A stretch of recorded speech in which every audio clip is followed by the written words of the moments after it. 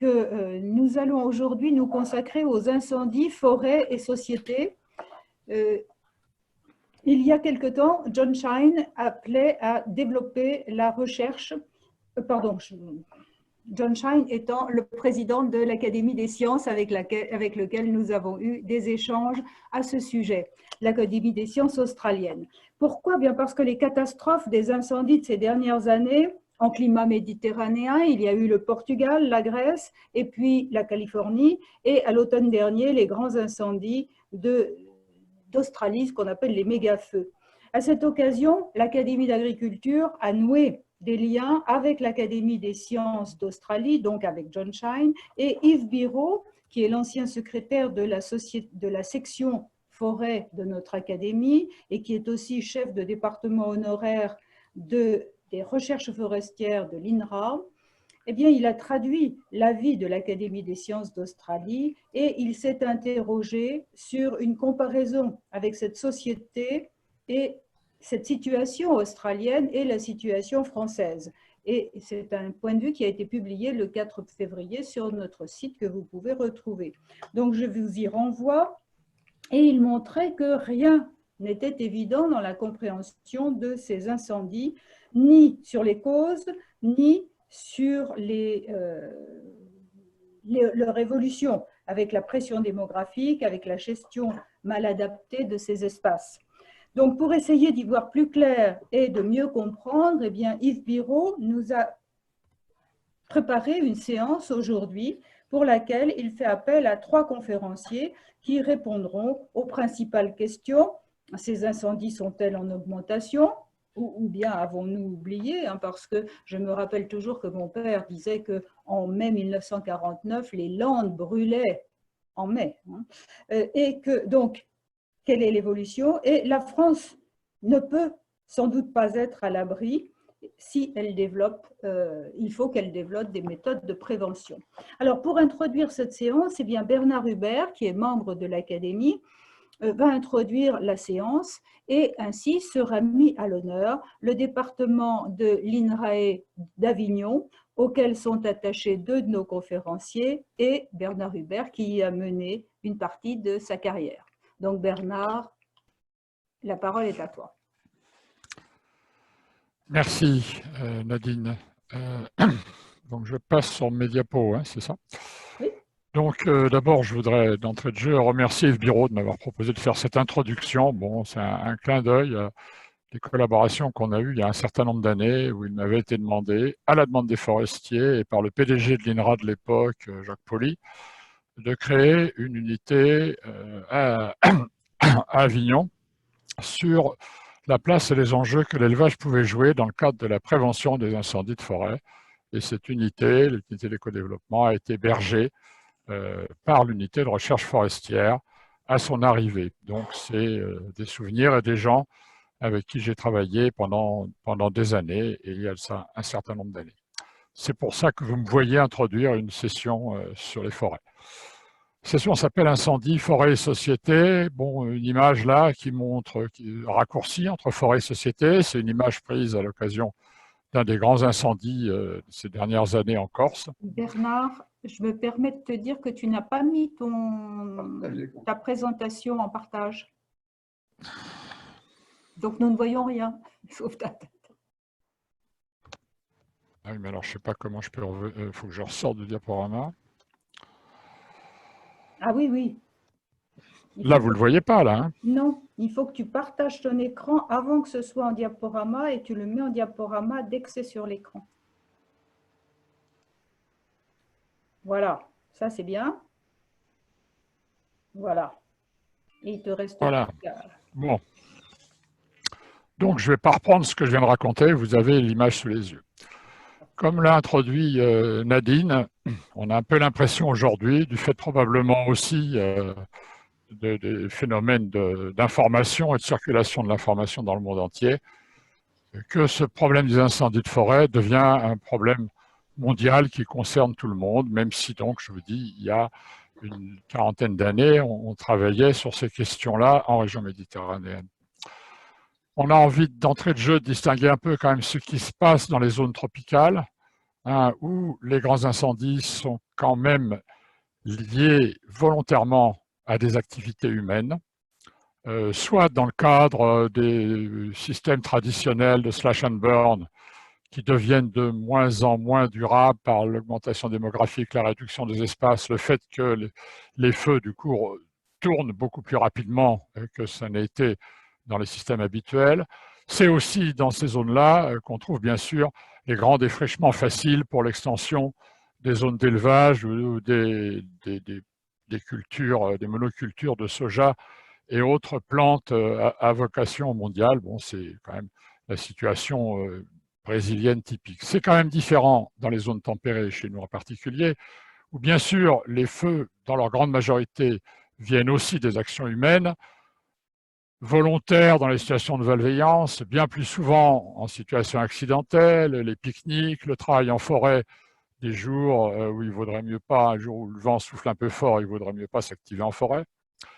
C'est aussi lié à un autre phénomène chez nous quand même, qui est l'accumulation de combustible qui s'est produite de par un peu l'abandon des activités au sein de ces forêts méditerranéennes depuis le siècle dernier. Il n'y avait pas des grands incendies. Bien sûr, ça brûlait, mais pas sur des grandes surfaces parce que les forêts étaient sartées, utilisées,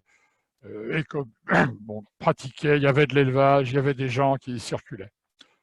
Le phénomène aussi qui en fait un phénomène de société qu'on n'avait pas à ce point-là il y a 30 ou 40 ans, c'est bien sûr le développement urbain et le mitage forestier, l'image que vous avez là.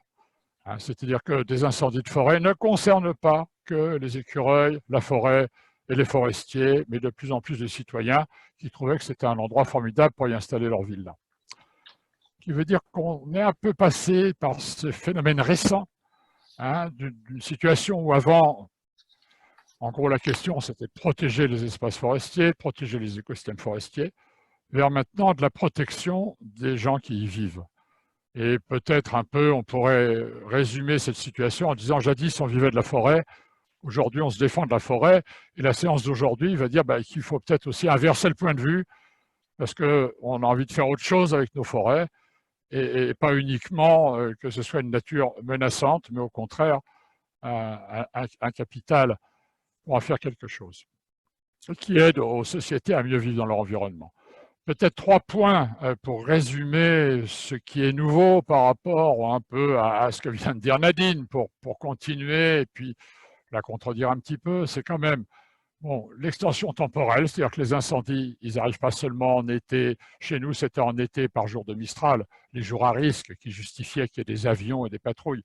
Maintenant, ça se retrouve aussi à d'autres saisons. C'est bien sûr l'extension spatiale, on l'a vu avant, on retrouve ça dans toutes les régions du monde.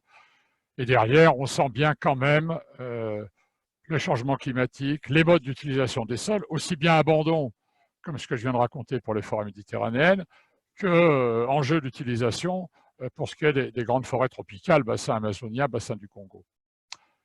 Bien sûr, les impacts sont accrus par rapport à ce qu'on a pu connaître, à la fois directement pour les gens, sur l'insécurité de l'incendie lui-même, aussi indirectement par l'émission de particules fines, par les pollutions à longue distance, et on a vu ça dans des reportages impressionnants sur l'Australie ou sur le Brésil. C'est bien sûr aussi quand même la question de la disparition des forêts elles-mêmes, des services écosystémiques qu'elles rendent, et puis de tous les effets sur l'environnement, les gaz à effet de serre, la biodiversité, des processus qui échappent, qui sont systémiques. On n'est plus dans des problèmes localisés, on est dans des problèmes qui interagissent et qui créent des nouvelles interdépendances. Et bien sûr aussi, c'est cette question de ce qu'on pourrait... S'agit-il d'ailleurs vraiment de ça, d'une nouvelle génération de feux, les incendies très sévères, méga-farces, qui dépassent toutes les capacités d'extinction. De toute façon, la première diapo qu'on vous a montrée, l'incendie en région méditerranéenne, quand il y a un fort Mistral qui l'a bien pris en feu de cime, il s'arrête à la mer, ou il s'arrête quand le vent s'arrête. De toute façon, on ne sait plus à un moment donné très bien comment les arrêter quand ils ont pris une force et une puissance qui dépassent nos moyens. Peut-être très rapidement, le cadre un peu conceptuel autour de cette question de risque d'impact forestier, c'est la trilogie de la vulnérabilité, avec l'aléa.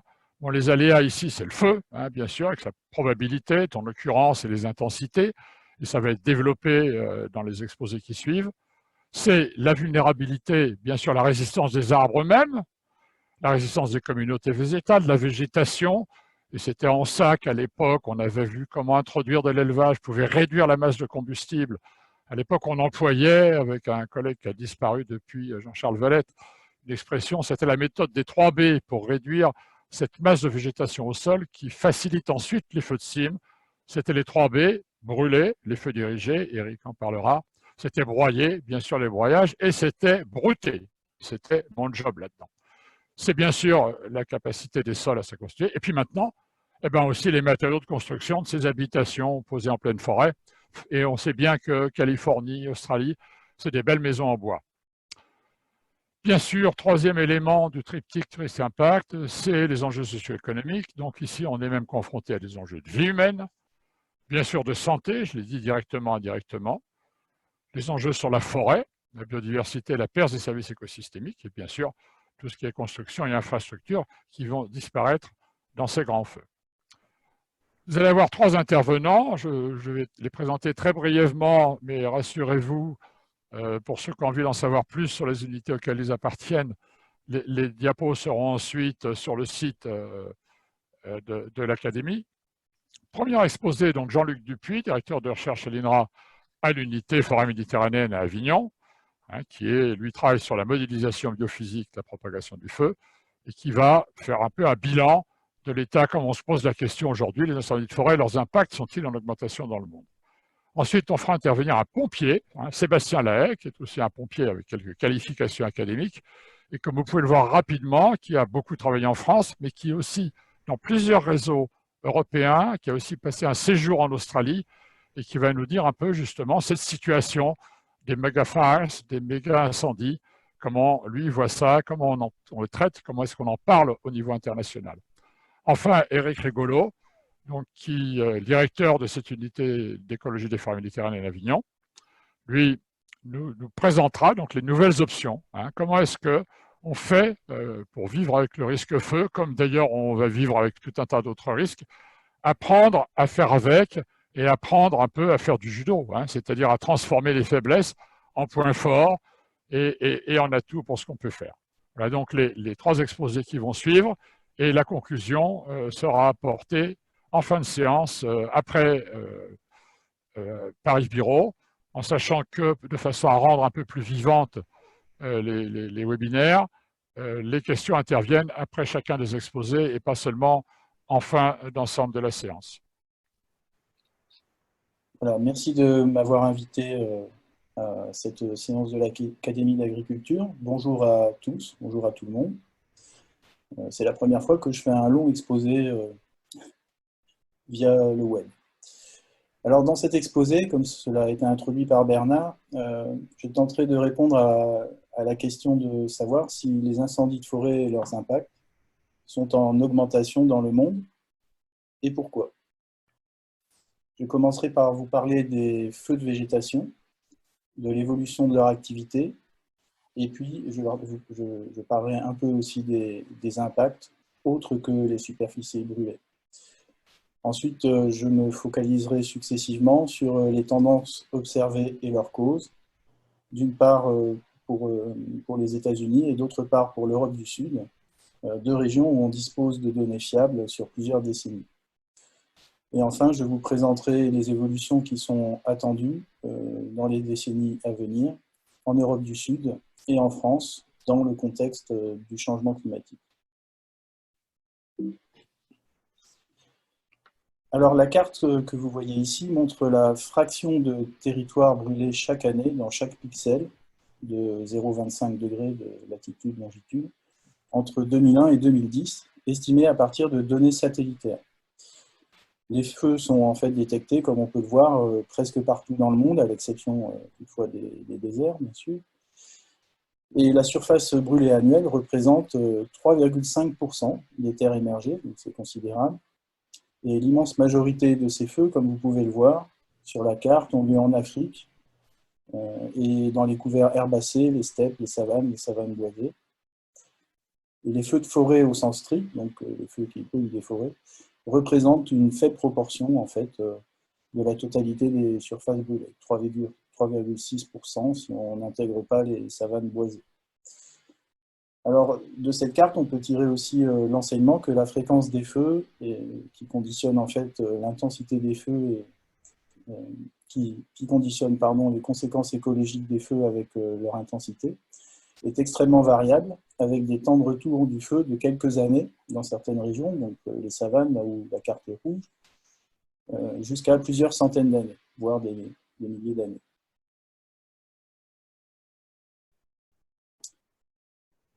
Les graphiques que je montre ici représentent les séries mensuelles des surfaces brûlées dans 2 régions du monde. La première en haut à droite, donc en Afrique, on observe une activité des feux très régulière d'année en année, qui est largement dominée par les feux de savane, où les conditions sont optimales pour les feux, puisqu'on a une alternance de saisons humides pendant laquelle la biomasse est produite, et d'une saison sèche pendant laquelle la biomasse herbacée se dessèche.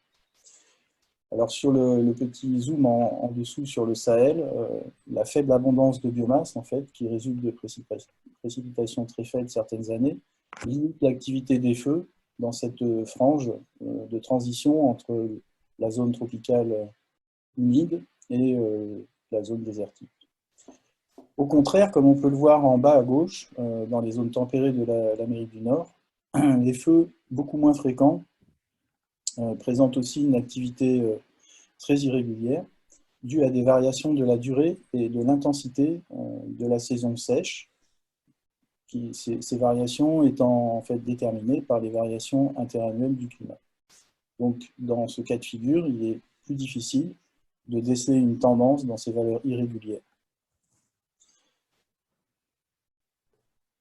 Alors, si on s'intéresse maintenant aux incendies de forêt, jusque-là je parlais des feux de végétation en général, on constate une superficie brûlée annuelle qui est de l'ordre de 67 millions d'hectares, si on inclut les savanes boisées, avec la grande majorité des surfaces brûlées en Amérique du Sud et dans les régions tropicales.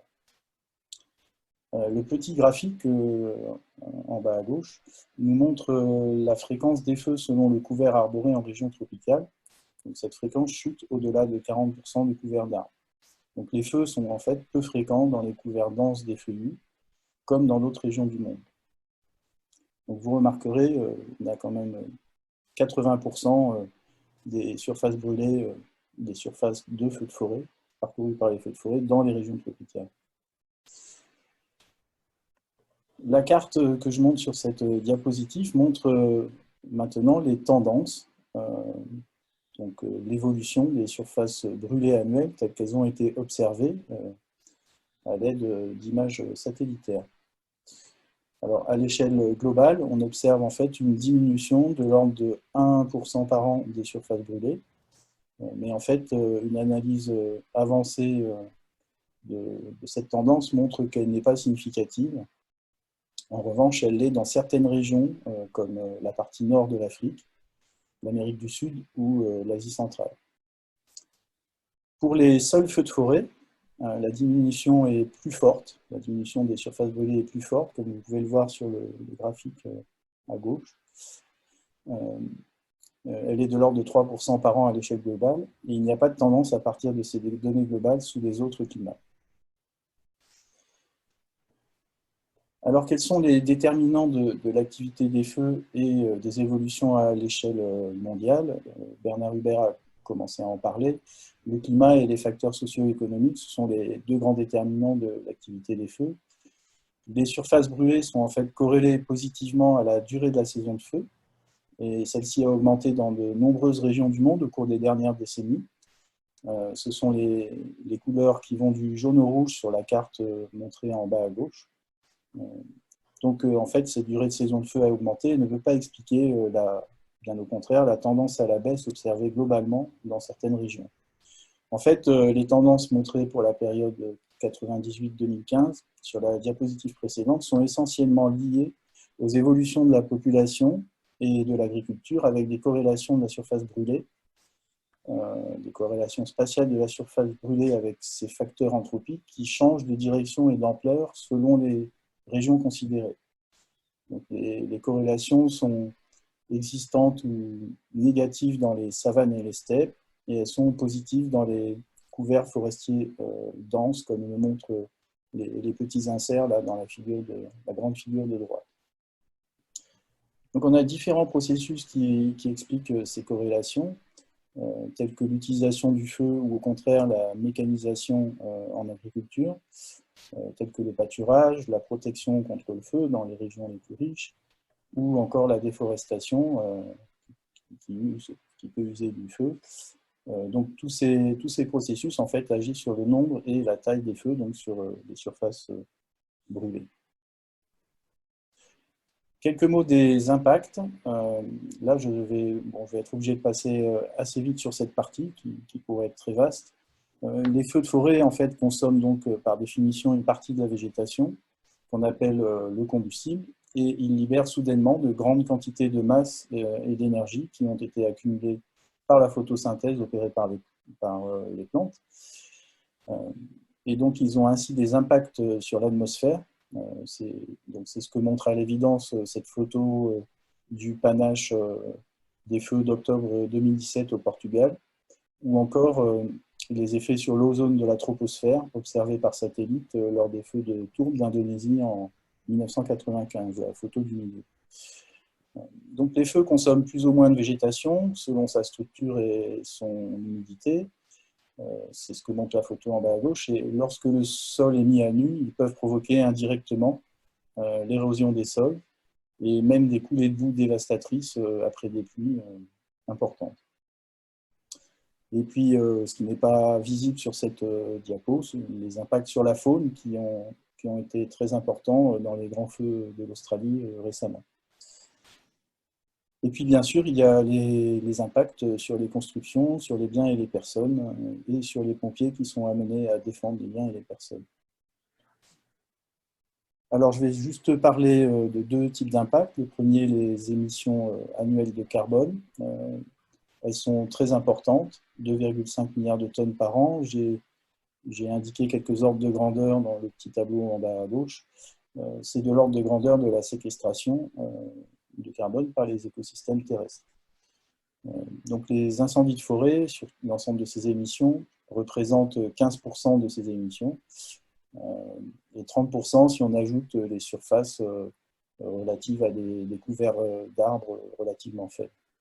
Et ceci sans compter les feux liés à la déforestation.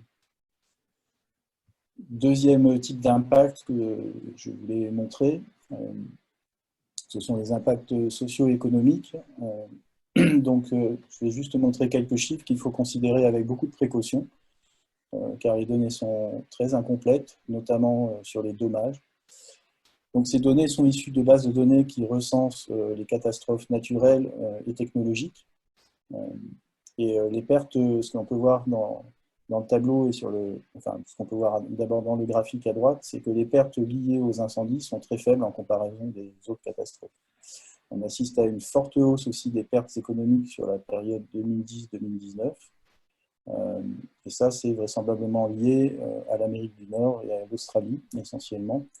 Et ça résulte probablement d'une exposition des constructions plus importantes et de l'accroissement des feux aux États-Unis. Donc j'en viens à la deuxième partie de mon exposé, les tendances observées, d'une part aux États-Unis et d'autre part en Europe du Sud. Les surfaces brûlées ont augmenté nettement ces 40 dernières années aux États-Unis. Elles ont doublé en ordre de grandeur, pendant que le nombre de feux est resté stable, donc, voire a diminué sur la dernière période, donc, ce qui suggère une augmentation de la taille des feux. Deux facteurs d'explication sont avancés pour cette évolution. D'une part, les variations naturelles du climat et le réchauffement climatique induit par les émissions anthropogéniques. Et d'autre part, l'accumulation de biomasse combustible qui pourrait succéder à une politique d'éradication des feux qui a commencé dès les années 30. Voilà, et il faut aussi noter que les coûts de la lutte, en bleu sur le graphique, ont aussi largement augmenté dans la même période. Alors, une analyse des feux dans l'Ouest américain montre c'est les graphiques de gauche, un fort accroissement du nombre de grands feux, donc la taille des feux a bien augmenté, et cette analyse relie cette évolution au déficit hydrique saisonnier associé à des printemps plus précoces et des étés plus chauds. D'autres études ont montré que les métriques qui caractérisent le dessèchement du combustible, donc c'est le graphique de droite, expliquent les variations internes.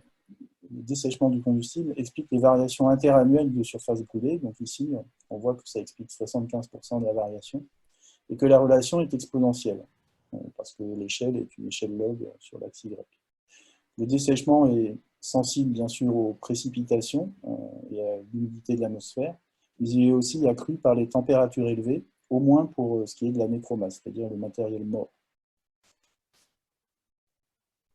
Ensuite, on peut regarder, c'est ce qu'a fait cette étude, comment le dessèchement du combustible a évolué au cours des dernières décennies sur la base des observations climatiques.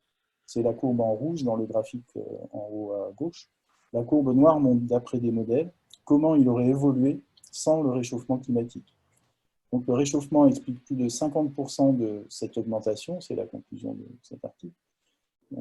Et le reste s'explique par des variations naturelles du climat aux échelles décennales, que l'on peut voir sur la figure d'en bas entre 1900 et 1980, cette oscillation naturelle du climat. On observe des évolutions qui sont similaires pour la durée de la saison de feu et le nombre de jours de danger élevé. Mais je reviendrai sur ce danger météorologique un peu plus loin dans un autre contexte.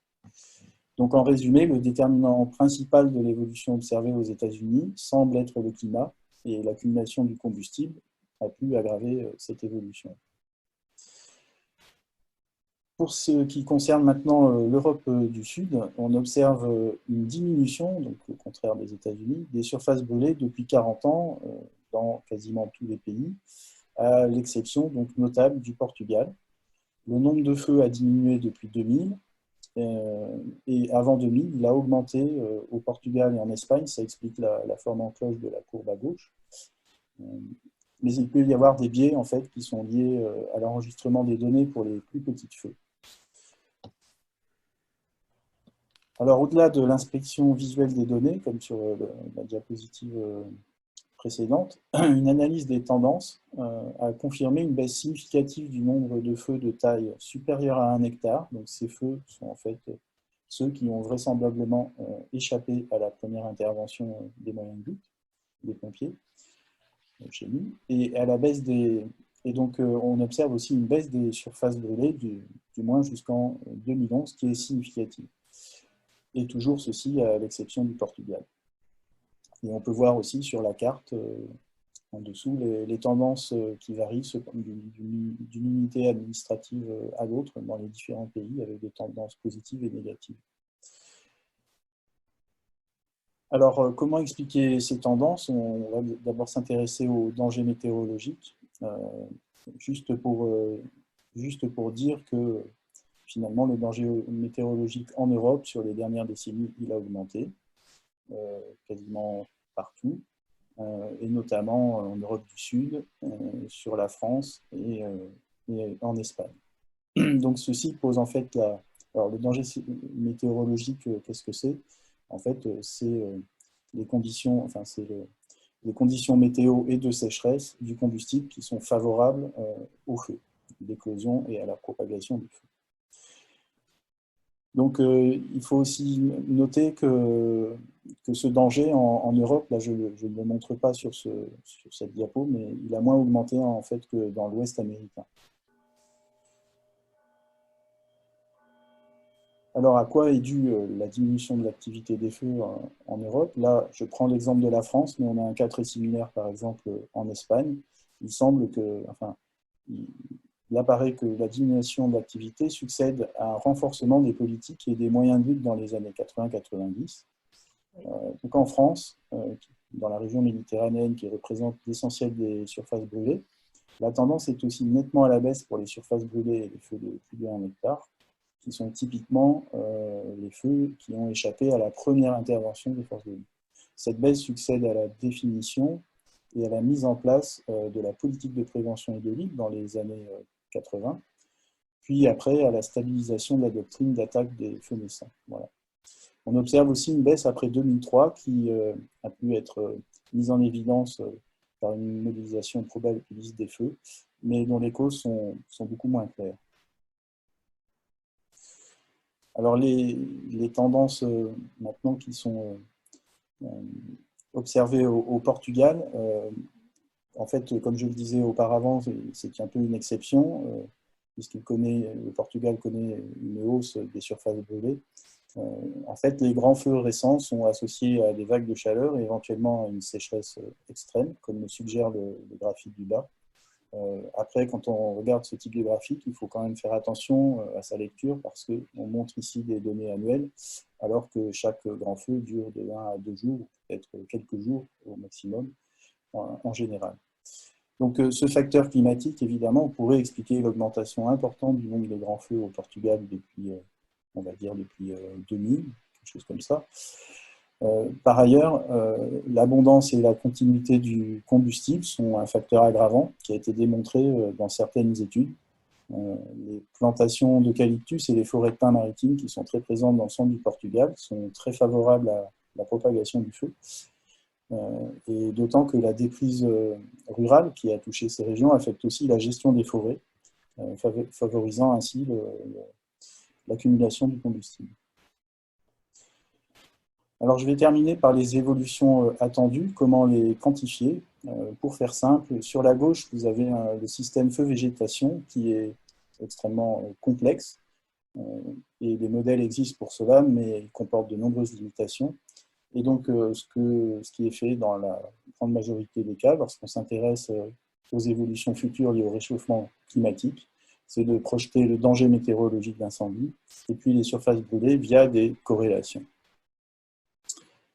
Alors, sur ce transparent, je note qu'une revue de 23 études scientifiques qui ont projeté le danger des surfaces brûlées ont montré qu'on a une augmentation du danger météorologique de 2 à 4% par décennie dans le futur, qui est attendu, et de 15 à 25% par décennie pour les surfaces brûlées, donc un facteur de l'ordre de 3 à la fin du siècle. En France, un travail récent effectué dans le cadre d'une thèse encadrée par mon équipe a projeté le danger saisonnier avec 5 modèles climatiques à l'échelle de la France. L'intérêt de cette nouvelle étude, c'est l'estimation des incertitudes liées à la variabilité du climat et au modèle climatique. Donc, les cartes du bas montrent respectivement le danger moyen historique, le danger futur et l'incertitude liée au modèle climatique. Donc, on a en fait une augmentation du danger qui est assez certaine dans le sud-est, mais son ampleur, en revanche, est assez incertaine dans l'ouest. Et pour terminer, les évolutions futures en termes de surface brûlée. Donc, ici, je présente les résultats d'une modélisation probabiliste des surfaces brûlées dans la zone Prométhée, la région sud-est de la France. La projection de ce modèle, la projection réalisée avec ce modèle des climats futurs, permet de voir que les surfaces brûlées augmenteraient de 150% à la fin du siècle, dans le scénario le plus pessimiste, alors que le danger saisonnier n'augmente que de 50%. Ce qui est lié à la relation en fait non linéaire entre la surface brûlée et le danger saisonnier. Donc en conclusion, puisque je pense arriver au terme des 20 minutes,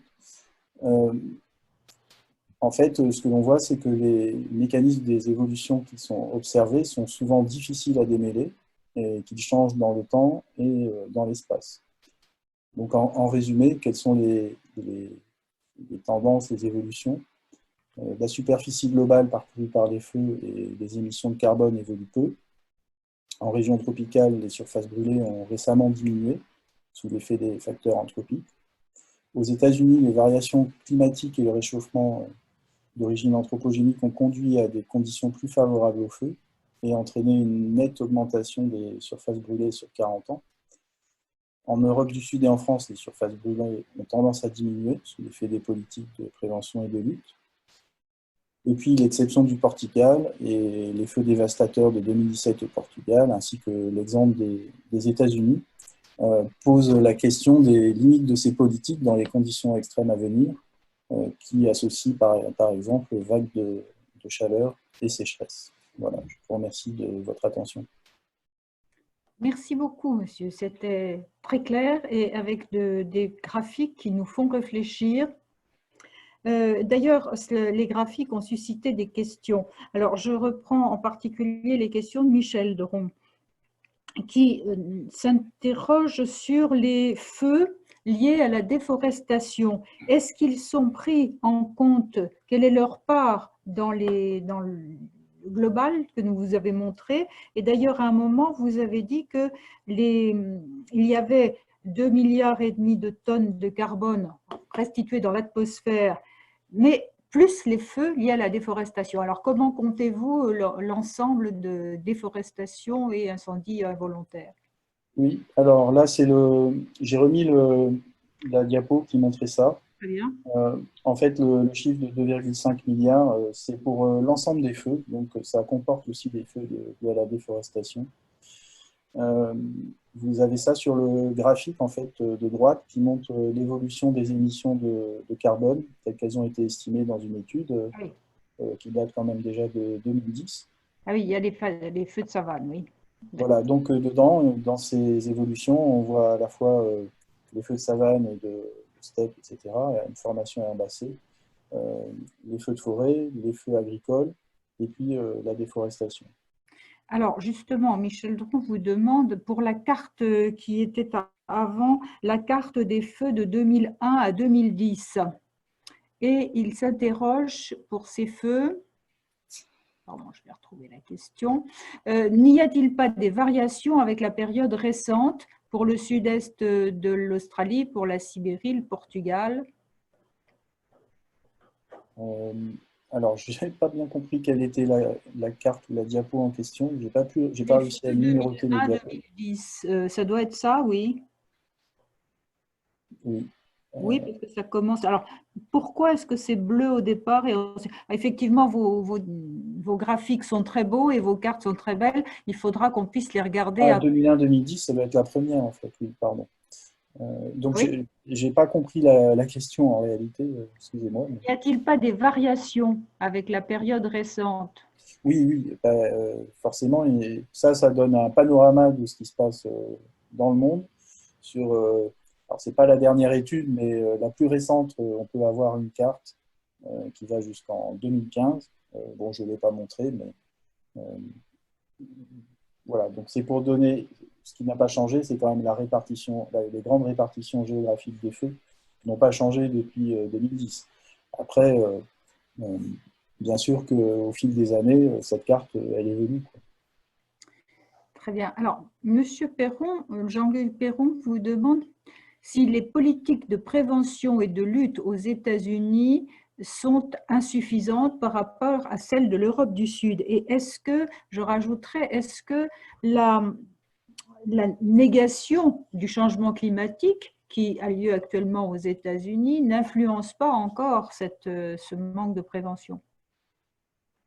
Bon, je pense que bon, les coûts de la lutte, en tout cas, je les ai montrés tout à l'heure, ils sont colossaux et ils ont augmenté de manière parallèle avec les surfaces brûlées. Plus il y a eu de feux et de surfaces brûlées, et plus des moyens ont été débloqués pour la lutte. Il y a aussi beaucoup de gestion du combustible aux États-Unis par le brûlage dirigé, hein, qui est même certainement beaucoup plus développé qu'en Europe. Donc on ne peut pas dire qu'il n'y ait pas de prévention et de lutte et qu'elle ne soit pas en partie efficace, quoi. Ça ne me paraît pas être une bonne piste de réflexion. D'accord.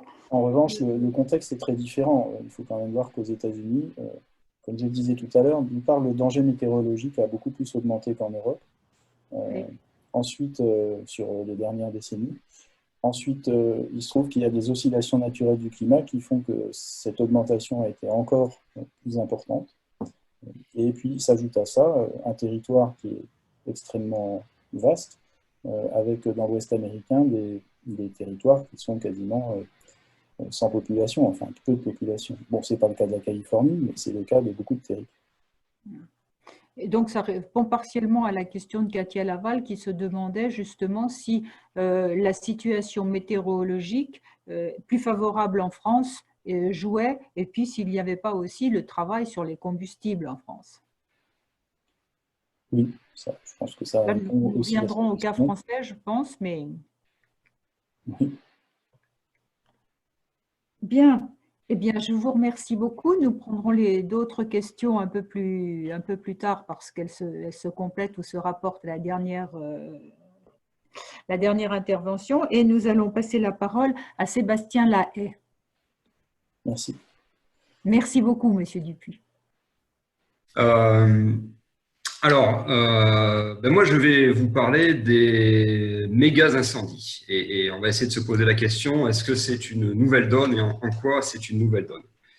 Alors, tout d'abord, une petite diapo pour préciser un peu mon parcours qui est un peu atypique. Bernard Hubert en a dit 2 mots tout à l'heure. Moi, j'ai en effet été officier sapeur-pompier pendant 20 ans dans le sud de la France. Et puis, j'ai entrepris de faire un doctorat pour mieux comprendre ces grands incendies, ces méga-feux, et voir un peu quelles difficultés ils nous posaient.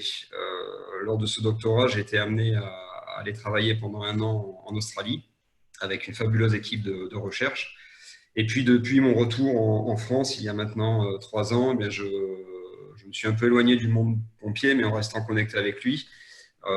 Et ce que je fais aujourd'hui, c'est que j'essaye de booster quelques projets pour augmenter la résilience des sociétés, notamment face aux feux de forêt. Alors, puisqu'on va parler de méga incendies, je vais commencer par faire quelque chose d'assez facile, c'est de vous montrer des photos inquiétantes, mais de belles photos qu'on trouve à foison sur la toile pour illustrer ce qu'est un méga incendie. Alors, vu du haut, un méga incendie, ça peut être ça. Si on regarde d'un peu plus haut, voire de tout en haut, ça donne ça. Et là, on voit déjà qu'on a une composante importante de ce qu'on entend par méga incendie, c'est que ce sont des incendies qui évidemment sont largement influencés par l'atmosphère, mais qui au-delà de ça vont eux-mêmes interagir et influencer l'atmosphère qui les entoure, générant ce qu'on appelle des pyrocumulonimbus, et ayant même la capacité d'interagir avec des cellules dépressionnaires et de se propager et d'avoir des effets à plusieurs kilomètres, voire plusieurs dizaines de kilomètres de leur point d'initiation. Vu de face, et c'est sans doute la photo la plus impressionnante, ça donne ça. Alors la photo la plus impressionnante parce qu'on voit qu'au-delà de l'interaction avec l'atmosphère, il y a aussi derrière des problèmes de lutte. On va largement y revenir dans les minutes qui viennent. Des problèmes de lutte et puis des conséquences sur les sociétés, des conséquences humaines. Et puis si on redescend encore un peu et qu'on les regarde vus du sol, ces méga incendies, eh bien on voit des photos de leurs conséquences sur le bâti, leurs conséquences humaines. Et puis Jean-Luc Dupuis en a dit quelques mots, leurs conséquences sur la faune et sur la flore, détruisant des biosphères assez intégralement, des forêts entières, des arbres évidemment, mais aussi la faune. On a parlé de l'emblématique panda, des koalas, des Australiens ces derniers mois. Alors, tiens, une petite devinette. Toutes ces photos que l'on vient de voir viennent d'Australie, toutes sauf une. Alors, laquelle? Je ne le savais pas, mais la réponse se trouvait déjà dans l'exposé de Jean-Luc Dupuis, puisqu'il a montré la photo qui ne vient pas d'Australie. Donc je vous laisse y réfléchir si vous n'avez pas trouvé. Et puis on aura la réponse à la question dans quelques diapos plus loin. Alors, au-delà de ces effrayantes et belles images, la question c'est comment est-ce qu'on définit un méga incendie, un feu extrême, un feu catastrophe? Alors, il y a eu plusieurs tentatives. On a approché la question par plusieurs angles. L'équipe qui a fait ça, je pense, de façon la plus complète, ça a donné lieu à une publication en 2018. C'est une équipe de chercheurs assez large qui a considéré l'incendie sous toutes ses formes, de façon très holistique, considérant qu'on ne pouvait pas définir un méga incendie ou un incendie extrême seulement par son comportement, sa vitesse ou son rythme d'extension, mais aussi sans doute par beaucoup d'autres choses liées aux différents cycles de l'incendie, et notamment sur les conséquences humaines, sociétales, économiques et écologiques que l'incendie pouvait avoir. Bon, ça donne lieu à ce schéma un peu compliqué, je ne vais pas entrer dans le détail, mais tout ça pour vous dire qu'un incendie extrême, on peut en trouver beaucoup de définitions. Au-delà de ça, ce que je vous propose de partager dans cet exposé, c'est ce que mon collègue et ami Marc Castelnou a schématisé. Marc Castelnou, collègue d'Espagne, enfin je devrais dire de Catalogne, dans l'hypothèse où parmi les participants on a des Catalans, sinon je vais me faire taper sur les doigts. Donc nos amis les Catalans estiment que depuis une bonne quarantaine d'années, depuis les années 70, ça fait quasiment 50 ans maintenant, on est passé par différentes générations de feux, de la première génération à ce qu'ils définissent comme étant la 6e génération aujourd'hui. Alors en effet, dans les années 70, début des années 80, les feux qui nous posaient problème, c'était les incendies en Europe du Sud, qui se propageaient dans des continuums de végétation assez continus, liés notamment à la déprise agricole des 50 années précédentes. Et puis dans les années 80, on a commencé à voir apparaître des incendies qui, au-delà de se propager dans des continuums importants, avaient des vitesses de propagation dans l'axe qui étaient très importantes. On parlait de feux qui allaient à plus de 1000 m/h, donc des vitesses de propagation importantes dans l'axe. Si j'insiste sur cette notion des années 1980, c'est parce que, comme vous l'a dit Jean-Luc précédemment, c'est dans ces années-là qu'on a mis en place la stratégie de lutte contre les incendies de forêt, en France et en Europe. Stratégie que nous appliquons toujours aujourd'hui. C'est important, on va y revenir. C'est la stratégie d'attaque massive des feux naissants qui consiste à mettre des avions en l'air, une vingtaine d'avions en tout et pour tout en France, Canadair, Tracker, Dash, etc. Et puis à positionner des camions au sol au plus près des risques de départ de feu pour que très rapidement, en cas de départ de feu, on ait un engagement massif des moyens de lutte pour tuer le feu dans l'œuf avant qu'il ne devienne un grand incendie. Sauf que, et on va y revenir, ça a été mis en place dans les années 80. Qu'est-ce qui s'est passé depuis? On va un peu détailler ce schéma. Eh bien, on est passé sur un autre type de feu. Là où on avait des feux guidés par le vent, qu'on a l'habitude de définir en Provence par des feux guidés par le Mistral, qui partent d'un point A, situé au nord-ouest, et qui vont vers un point B, situé au sud-est, qui peuvent aller très vite dans cette direction-là, mais qui ne vont pas s'écarter beaucoup, qui vont rester inscrits dans une ellipse assez réduite. C'est d'ailleurs le schéma de feu classique qu'on apprend aux officiers pompiers lors de leur formation. Eh bien, il se trouve qu'avec des conditions de température élevée, mais surtout de végétation dense et de sécheresse importante de la végétation, on a des feux qui peuvent continuer à être guidés par un vent fort, mais qui vont devenir des feux que certains appellent convectifs, qui sont des feux qui, en plus d'aller vite dans l'axe, vont avoir tendance à s'élargir très rapidement, à gagner beaucoup en surface. Les feux convectifs, ça donne ça. Ça, c'est une photo de Vidauban, dans le Var, donc en France, en 2003. Et si on s'intéresse à quelques références, eh bien, ce sont des feux pour lesquels les valeurs relevées se comptent en dizaines de milliers de kilowatts par mètre. On a relevé plus de 100 000 kilowatts par mètre sur certains feux. Là où, vous voyez la comparaison, la tenue d'un pompier, la tenue la plus protectrice qu'un pompier puisse mettre, le protège contre un flux de 20 kW. Inutile de vous dire que sur des feux de ce type-là, il est impossible de s'approcher, même très loin. Parlons de vitesse ensuite. La vitesse de ces feux-là, c'est, on l'a dit, plusieurs kilomètres par heure. Plus de 10 km/h recensés sur certains feux. Et encore, ça sont des vitesses moyennes. Ponctuellement, dans ces vallons, ces cuvettes où on a eu des phénomènes explosifs, ceux qui en l'occurrence ont créé beaucoup d'accidents de sapeurs-pompiers en France, en Europe et ailleurs dans le monde, on relève des vitesses ponctuelles de plus de 60 km/h.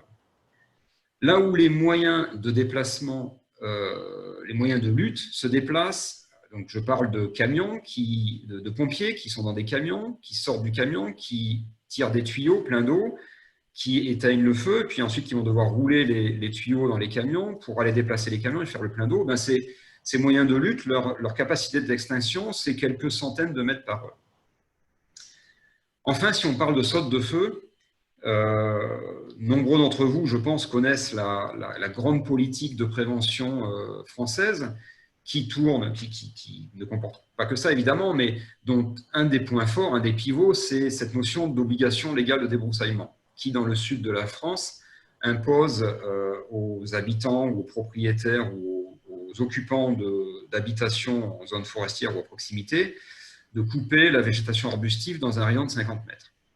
Et bien ça, évidemment, c'est une règle qui est intéressante, importante et qui a évité beaucoup de destructions en France. Mais inutile de vous dire que sur des feux qui génèrent des sautes de feu à plusieurs centaines de mètres, voire plus d'1 kilomètre, et je ne parle pas de brandons isolés, mais d'assauts de pluie de feu, eh bien, l'obligation légale de débroussaillement est un mal nécessaire, mais pas suffisant pour protéger les habitations. Alors maintenant parlons de la 4e génération de feux, définie par les Catalans. Un exemple, c'est Mati, c'est la Grèce en 2018. Le feu de Mati en 2018, c'est un feu qui n'est pas un feu extrême en termes de surface finale, 1000 ou 2000 hectares, je ne sais plus, donc un grand feu évidemment, mais pas extrême. C'est surtout un feu qui, en l'espace de moins d'1 heure, part dans une zone forestière dense et va très rapidement impacter une zone d'habitat urbain avec une interaction forêt-habitat qui est très importante, on le voit sur la photo du bas, avec un système de route qui ne permet aucun échappatoire et avec une population qui n'est absolument pas préparée et qui n'a aucune idée de ce à quoi elle va être contrainte. Le bilan est catastrophique, 96 victimes en moins d'1 heure, des gens qui ont tenté de s'enfuir vers la mer, c'est un peu l'illustration du bas. Et j'attire votre attention sur la photo du haut qui nous montre un paysage qui ressemble beaucoup à ce qu'on connaît en France. Ça pourrait être le Var, ça pourrait être les Alpes-Maritimes, enfin ce sont des milieux qu'on ne connaît que trop. 5e génération de feu, elle est marquée par quoi? Par la simultanéité. Et bien là, c'est encore plus proche de chez nous, c'est ce qui s'est passé en France en 2016. 2016, le 10 août, aux portes de Marseille, on a un feu qui part à Rognac. On est à côté de Marseille, je vous le disais, à l'endroit de France et probablement d'Europe, peut-être même du monde, où la capacité, la densité de moyens de lutte est la plus importante. On a une densité d'avions et de camions au mètre carré qui est la plus importante que l'on puisse trouver. Et pourtant, on a un feu qui va parcourir plus de 2600 hectares et qui va surtout impacter, alors vous le voyez peut-être sur la carte, je ne sais pas si c'est très net, mais le feu, évidemment, c'est la tache rouge. Et puis tout ce qu'on a en noir sur la lisière ouest de ce feu, eh bien c'est de l'habitat. C'est Rognac, Vitrolles, c'est Marseille. Donc ce sont des quartiers résidentiels, des zones industrielles, des zones d'activité. Et évidemment, dans ces conditions-là, inutile de vous dire que les pompiers n'étaient absolument pas en mesure de protéger chacune des maisons, chacun des entrepôts, chacun des bâtiments touchés par le feu. 60 bâtiments impactés, aucune victime. Au dire de mes collègues pompiers, c'est tout simplement un miracle. Il n'y a pas trop d'autres explications. Pourquoi je parle de simultanéité? Parce que ce feu, eh bien, il est parti un jour où on avait déjà plusieurs départs de feu en cours et des feux à différents endroits de la zone sud qui avaient absorbé les moyens de lutte. Nos 20 avions français étaient déjà occupés sur d'autres feux. Alors, et demain, qu'est-ce qui nous attend? Eh bien, j'ose à peine vous dire que ce qui nous attend, c'est la 6e génération de feu, celle qui est liée au changement climatique. Et vous l'avez compris, la photo tout à l'heure qui n'était pas prise en Australie, c'est bien celle qu'on a en bas ici. Jean-Luc l'a dit, c'est une photo qui nous vient du Portugal. Qu'est-ce qui s'est passé au Portugal en 2017? 2 événements, aussi dramatiques l'un que l'autre, le 17 juin puis en octobre.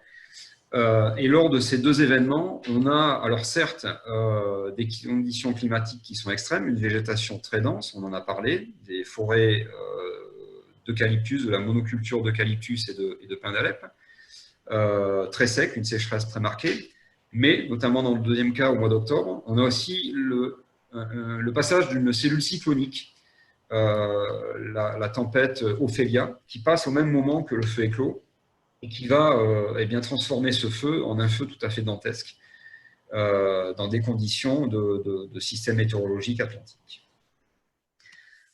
C'est aussi évidemment ce qui s'est passé en Australie cette année, la dernière saison 2019-2020, qui a connu évidemment des feux tout à fait lié à tout un tas de facteurs, mais notamment le changement climatique et une longue période de sécheresse. Alors, qu'est-ce qui nous attend? Moi, je vois deux options. Le premier scénario, on ne change rien. On ne change rien et on continue la guerre traditionnelle. Alors, qu'est-ce qu'on peut entendre par guerre traditionnelle? Eh bien, le parallèle me semble assez simple à réaliser. Quand on regarde notre stratégie de lutte actuelle, en France, en Europe et dans beaucoup d'endroits dans le monde, elle est basée sur quoi? On l'a dit, elle est basée sur des avions et sur des camions. Encore une fois, je ne la remets pas en cause, c'est une stratégie qui a été bâtie dans les années 80, à un moment où on n'était pas à cette 6e génération de feux. On était à des feux qui allaient vite, mais c'est tout. De la même façon qu'en 1945, on avait pour se battre contre l'envahisseur allemand ou japonais, eh bien, des avions à hélice et puis des chars. On a dans les années 80 utilisé des avions à hélice et puis des camions qui passent partout, qui franchissent les obstacles. Et puis des gens très motivés qui sont les pompiers qui luttent contre les feux.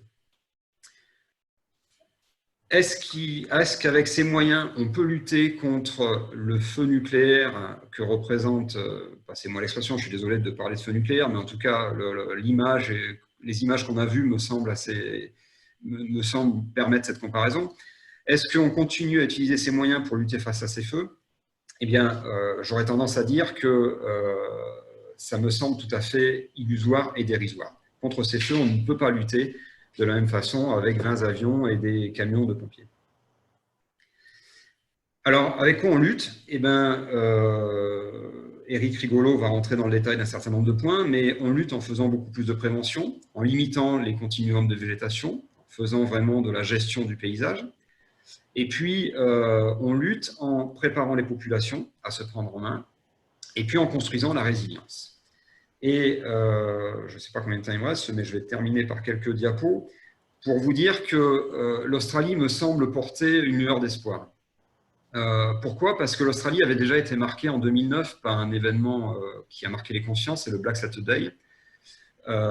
Et quand on le compare à cette dernière saison, la saison 2019-2020, on voit qu'en Australie, en 2009, on a brûlé un demi-million d'hectares, là où cette année, on a brûlé 17 millions d'hectares. Donc évidemment, si on pose la question de la gestion du sol et de la réduction de la biomasse combustible, on peut se dire que ça n'a pas très bien marché, ce qui s'est fait en Australie.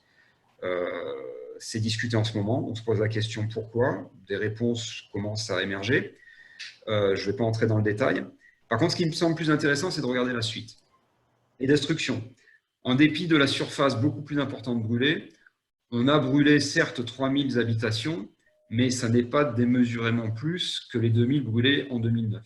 Donc on peut se dire que déjà, il semble que l'Australie ait appris de ce qui s'est passé en 2009 et ait réagi. Et puis cette réaction, on la voit très nettement sur le nombre de victimes. 173 victimes en une après-midi en 2009, 33 victimes recensées sur cette saison 2019-2020. Et là, je crois qu'il faut saluer ce qui a été fait en Australie et se dire que l'Australie a pris le bon chemin. Le chemin qu'elle a pris, eh bien, c'est celui de la sensibilisation de la population et de la responsabilisation pour expliquer aux gens que, eh bien, en cas de feu de cette nature-là, de feu extrême, eh bien, ce ne sont pas les pompiers qui peuvent lutter, ce ne sont plus les pompiers qui peuvent faire quoi que ce soit, mais c'est bien la population qui doit avoir appris à se protéger et il faut préparer tout ça. Alors, la petite astérix, c'est quand même pour faire un petit bémol et noter ce que nous disent certaines études, certaines publications non consolidées, qui semblent montrer qu'au-delà des 33 victimes directes, il y a eu plus de 4000 hospitalisations et une surmortalité estimée à 445 cas liés à l'exposition aux fumées, sachant que 80% de la population australienne a été exposée aux fumées lors de des incendies de cette saison. Et là, je crois que c'est un des nouveaux challenges qui nous attend et quelque chose qu'on n'a absolument pas pris en compte en Europe aujourd'hui et sur lequel il va falloir travailler dans les années à venir, c'est-à-dire cette question de gestion des fumées lors des incendies. Voilà, je vais conclure avec une citation. Alors, j'aurais pu en prendre d'autres, mais en tout cas, je voulais insister. C'est une citation aborigène australienne qui dit « Cette terre, j'en prends soin toujours, le feu, ce n'est rien d'autre que du nettoyage. Au-delà de la situation elle-même, ce qui me semble intéressant, c'est de citer la population aborigène qui, pendant plus de 20 000 ans, a occupé l'espace australien et a géré l'espace, l'entretenant, et a réussi à vivre sur cet espace, nous montrant que l'on peut vivre avec le feu, comme l'a si bien dit Bernard Hubert dans son introduction, vivre avec le feu et non pas le subir. Merci de votre attention. Merci beaucoup, monsieur. Merci beaucoup pour cet exposé qui est à la fois très illustré et donc qui nous fait peur, et plus pour votre schéma très convaincant. Alors, ça me permet de vous poser la question qu'a développée longuement M. Goyer, et je crois qu'il faudra que vous lui répondiez en partie par écrit, mais il défend l'idée qu'il faut que les gens s'exercent par la prévention en appréciant les contraintes de décision, aussi bien à court terme qu'à moyen terme.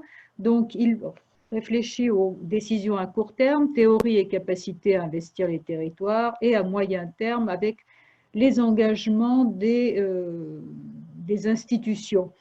Et surtout, il parle de la préparation des acteurs pour qu'ils voient chacun leur rôle, et leur rôle personnel et leur rôle dans la coordination collective. Qu'en pensez-vous? Oui, non, mais enfin, merci de cette réflexion, plus qu'une question, et je pense que vous avez en effet tout à fait raison. Aujourd'hui, ça me paraît essentiel de... Je pense que le discours fort, c'est il faut sortir la question du risque incendie du giron très fermé des scientifiques, physiciens du feu et des pompiers. Les incendies, aujourd'hui, c'est une question sociétale et il faut absolument que la société dans son ensemble s'en empare. Donc oui, je ne peux aller que dans votre sens. Il y a à responsabiliser les gens, il y a à leur expliquer clairement, et il faut que tout le monde se prépare, les pouvoirs publics d'un côté, et puis les acteurs du territoire et les occupants du territoire, bien sûr. Oui, vous avez raison. Alors, un autre type de question, nous avons beaucoup parlé des pays méditerranéens, des climats méditerranéens. Pierre Del Porto nous rappelle qu'il faut penser à la Sardaigne aussi, mais il y a aussi M. Desglis qui parle de la Sibérie. Vous pouvez nous dire quelque chose sur les incendies de Sibérie ces dernières années? Oui, alors j'ai peu de données sur la Sibérie, c'est pas l'endroit que je connais le mieux, et je ne suis pas allé faire d'études à titre particulier. Mais là aussi, oui, alors c'est évident qu'on a une évolution. Jean-Luc Dupuis ou Eric Rigolo seraient peut-être mieux placés que moi pour répondre, mais de la même façon qu'on a des feux de plus en plus extrêmes en zone méditerranéenne, on a aussi une extension du risque d'incendie vers le nord, et notamment dans les zones boréales, et ça pose d'autres problèmes. Les comportements de feu sont différents, on a aussi des feux extrêmes, et en tout cas, on a c'est certain, une problématique feu là-bas qui va en s'accroissant et qu'il faut prendre en compte. On a eu un petit exemple sur les feux en Suède il y a 2 ans maintenant, qui ont nécessité la demande de renfort de lutte de France notamment. Et je crois qu'à cette occasion-là, les pays de cette zone-là se sont aperçus que le risque incendie devenait une réalité chez eux. Donc c'est quelque chose qu'il faut prendre en compte aujourd'hui. Bien, M. Perron nous demande s'il y a des modèles qui permettent d'estimer l'efficacité des différentes mesures de prévention. Et à propos de ces modèles, il nous parle aussi de l'extension des zones à incendie de forêt en France qui a été produite sur une carte en 2010. Est-ce qu'elle est encore valable? Alors, je crois que Jean-Luc Dupuis a partiellement répondu en présentant l'étude complémentaire qu'a faite Hélène Farjon ces derniers mois à INRA et Avignon, qui, me semble-t-il, est venue préciser un peu cette carte qui avait été produite en 2010. Alors, donc je vais pas répondre de façon plus complète sur la question, simplement dire que c'est quelque chose que mes collègues pompiers des zones non méditerranéennes observent de façon très pragmatique. Aujourd'hui, on a de plus en plus de feux, et de feux qui sont importants en termes de surface et en termes de virulence. qui apparaissent dans des zones où ce n'était pas le cas, dans les forêts de Sologne, dans les Alpes et à différents endroits, et qui font qu'aujourd'hui, de plus en plus, on s'interroge là-dessus. Et c'est une évidence qu'on ne pourra pas étendre la politique de lutte qu'on a mise en place dans les régions méditerranéennes de la même façon partout en France. Je vous l'ai dit, on a 20 avions en France, on ne va pas monter la flotte à 100 avions, ça n'aurait pas de sens, et quand bien même, ça serait toujours insuffisant. Et de la même façon, les départements non méditerranéens ne peuvent pas du jour au lendemain se doter de dizaines, voire de centaines de camions feux de forêt, former des centaines de sapeurs-pompiers. Donc il faut, dans ces endroits-là où le risque feu de forêt augmente aujourd'hui, il faut adopter une nouvelle stratégie, une stratégie un peu différente, avec des équipes plus mobiles, plus professionnalisées, et puis là encore, avec une responsabilisation des autres acteurs du terrain. Encore une dernière question. Je ne sais pas si elle est de votre ressort, mais elle est intéressante. Vous nous avez montré l'évolution de ces feux. Et alors, qu'en est-il de l'évolution des primes d'assurance quand les forêts sont assurées? Alors, je ne vais pas répondre sur les forêts. Sur l'assurance des forêts, je n'ai pas de réponse, je ne connais pas. Ce que je peux vous dire, c'est qu'aujourd'hui, on essaye vraiment d'engager la discussion avec les assureurs. Cette discussion, elle est engagée au niveau mondial. Au mois de janvier, il y avait un congrès à l'OCDE à Paris, au cours duquel les assureurs étaient très présents, parce que suite au feu en Californie, en Australie et ailleurs, il est évident que les assureurs au niveau mondial ont pris la mesure du problème et aujourd'hui s'impliquent dans la question. Ils s'impliquent très fort, ils vont même jusqu'à payer des modèles parce que les assureurs veulent savoir où ça va brûler demain et ce que ça va leur coûter. En France, pour en avoir discuté avec un certain nombre d'assureurs et même avec la Fédération française des assureurs, le risque n'est pas encore… Vous savez, les assureurs raisonnent statistiquement. Et statistiquement, en France, les feux de forêt n'ont pas encore coûté grand-chose en termes de destruction d'habitat. C'est triste à dire, mais c'est comme ça que ça fonctionne. Donc, les assureurs ne se sont pas encore emparés de la question. J'ai peur de vous dire que ça va arriver d'un moment à l'autre. Je vois que nous avons le temps pour une dernière question. Marc Gisard vous dit, vous n'avez pas parlé des risques incendies au Nord-Canada, en particulier au Québec, qui a mis au point un système d'alerte remarquable et le Québec semble avoir échappé ces dernières années aux grands incendies récents. Qu'en pensez-vous? Oui, alors on parlait tout à l'heure de la Sibérie, alors il y a les zones boréales de façon générale. Le Canada est un grand pays d'incendie, de la même façon que les États-Unis ou l'Australie. Le Canada lutte contre les feux depuis des années. Alors, je connais moins ce qui a été mis en place en termes de sensibilisation, de détection, d'information au Canada qu'en Australie. Après, est-ce que le fait d'avoir mis en place une politique de détection systématique permet au Québec de façon durable d'échapper aux incendies? Je ne le pense pas. Ce que je veux dire par là, c'est que la détection, c'est important, il en faut, c'est un élément important de la lutte et de l'attaque contre les feux naissants, mais comme on l'a dit, ce n'est pas suffisant. Dans des conditions extrêmes, telles qu'on en a de temps en temps, telles que l'Australie en a eu cette année, telles que le Portugal en a eu en 2017, même si on est très actif sur la détection et très actif sur la lutte des feux naissants, ce qu'il faut faire, hein, encore une fois, ne détournons pas ma pensée, et bien malheureusement, il y aura toujours un à plusieurs incendies qui vont échapper et on ne sera pas à l'abri de ces grands incendies. Merci beaucoup, monsieur. Nous allons donc écouter le dernier exposé, celui de monsieur Éric Rigolo. Oui, donc face à ces méga-feux qui s'annoncent, qui ont été annoncés donc par Sébastien, il est donc proposé de changer le paradigme dans la politique de gestion des feux. On entend très mal, si vous pouvez régler votre micro, s'il vous plaît, parce que là, on entend très mal. Réglage du micro. C'est peut-être simplement que vous êtes un peu trop près du micro.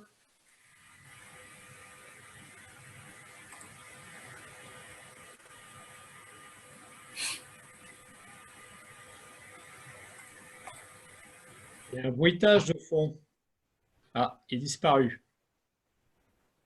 Oui, c'était un peu fort. Ça doit aller réessayer en Est-ce que c'est bon là? Est-ce que vous m'entendez bien? Un peu mieux. Et il faudrait aussi passer en plein écran.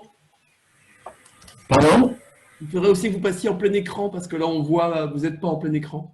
Je suis à une présentation D'accord. en PDF. D'accord, d'accord. C'est le titre que nous avions donné à une publication d'opinion qui était parue en début d'année, là, en 2020, avec 22 chercheurs de 5 pays et de 5 régions du monde à climat méditerranéen. Et avec ces collègues, on avait soutenu que la priorité accordée à la lutte contre les incendies de forêt était vouée à l'échec dans ces régions. Et nous avons donc recommandé que les politiques forestières et les dépenses qui y sont liées soient donc rééquilibrées en faveur de la prévention des incendies de forêt.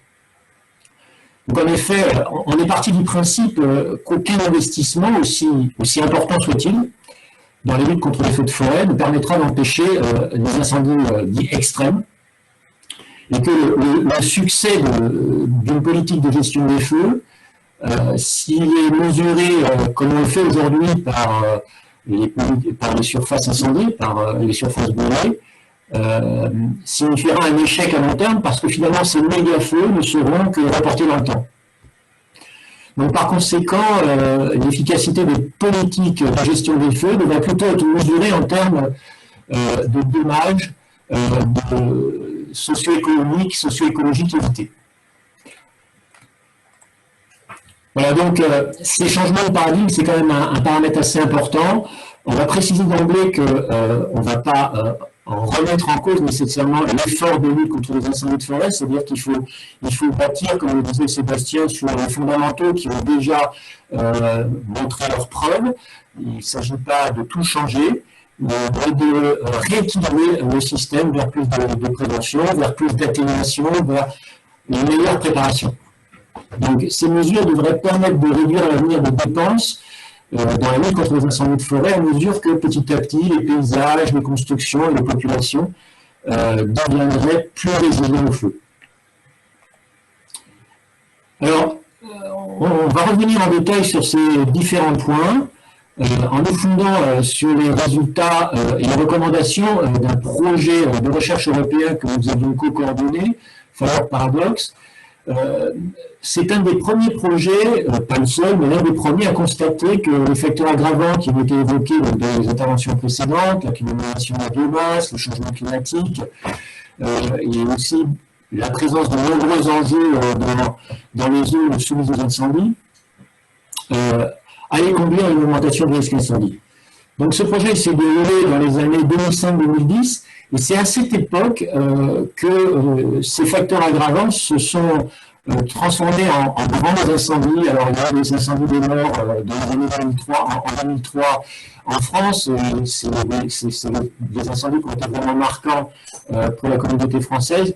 Mais le Portugal, avant même les grands incendies qu'a évoqué Sébastien, avait déjà subi en 2003 et 2005 de très grands incendies qui ont brûlé jusqu'à 23% de la surface forestière portugaise. Et puis il y a aussi la Grèce qui a subi des incendies en 2007 et 2009 qui ont été particulièrement dévastateurs, moins en termes de surface, si ce n'est en termes de volume, comme l'incendie de 2018. Donc ce projet Fire Paradox était intitulé « Une approche innovante pour la gestion intégrée des feux ». Et il a permis d'ancrer ce concept de gestion intégrée des feux en Europe. Et c'est un petit peu le fil conducteur que je vais choisir pour cette présentation.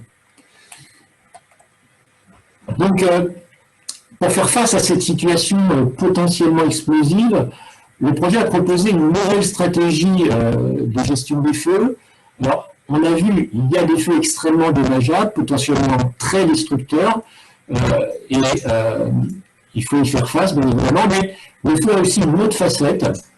Il peut aussi être utile à l'homme et il peut être bénéfique aussi dans certaines circonstances pour les écosystèmes. Donc, en fait, ces deux facettes du feu constituent ce qu'on appelle le paradoxe du feu.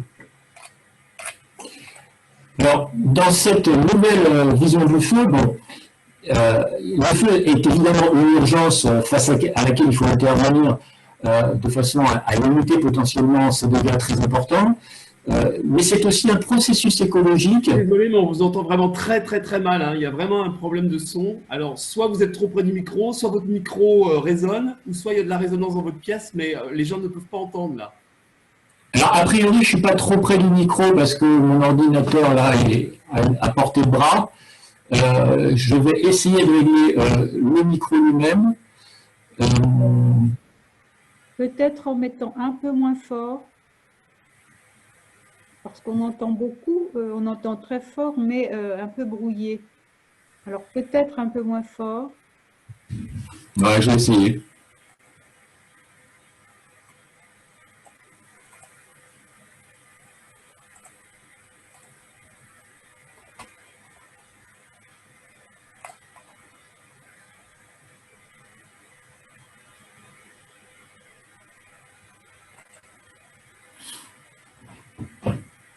Est-ce que c'est mieux là? Ça se ressemble. Bon, écoutez. Est-ce que c'est mieux là?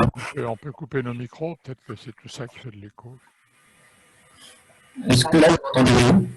Non. Je vais tenter de mettre un micro à l'oreille.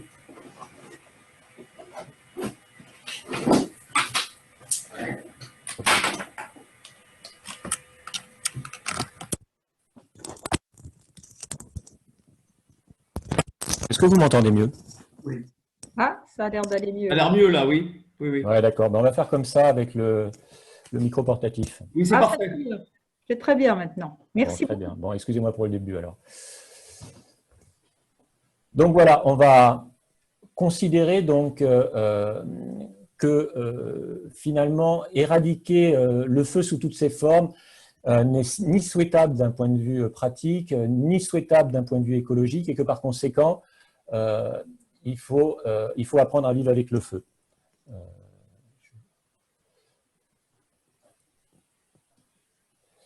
Voilà, donc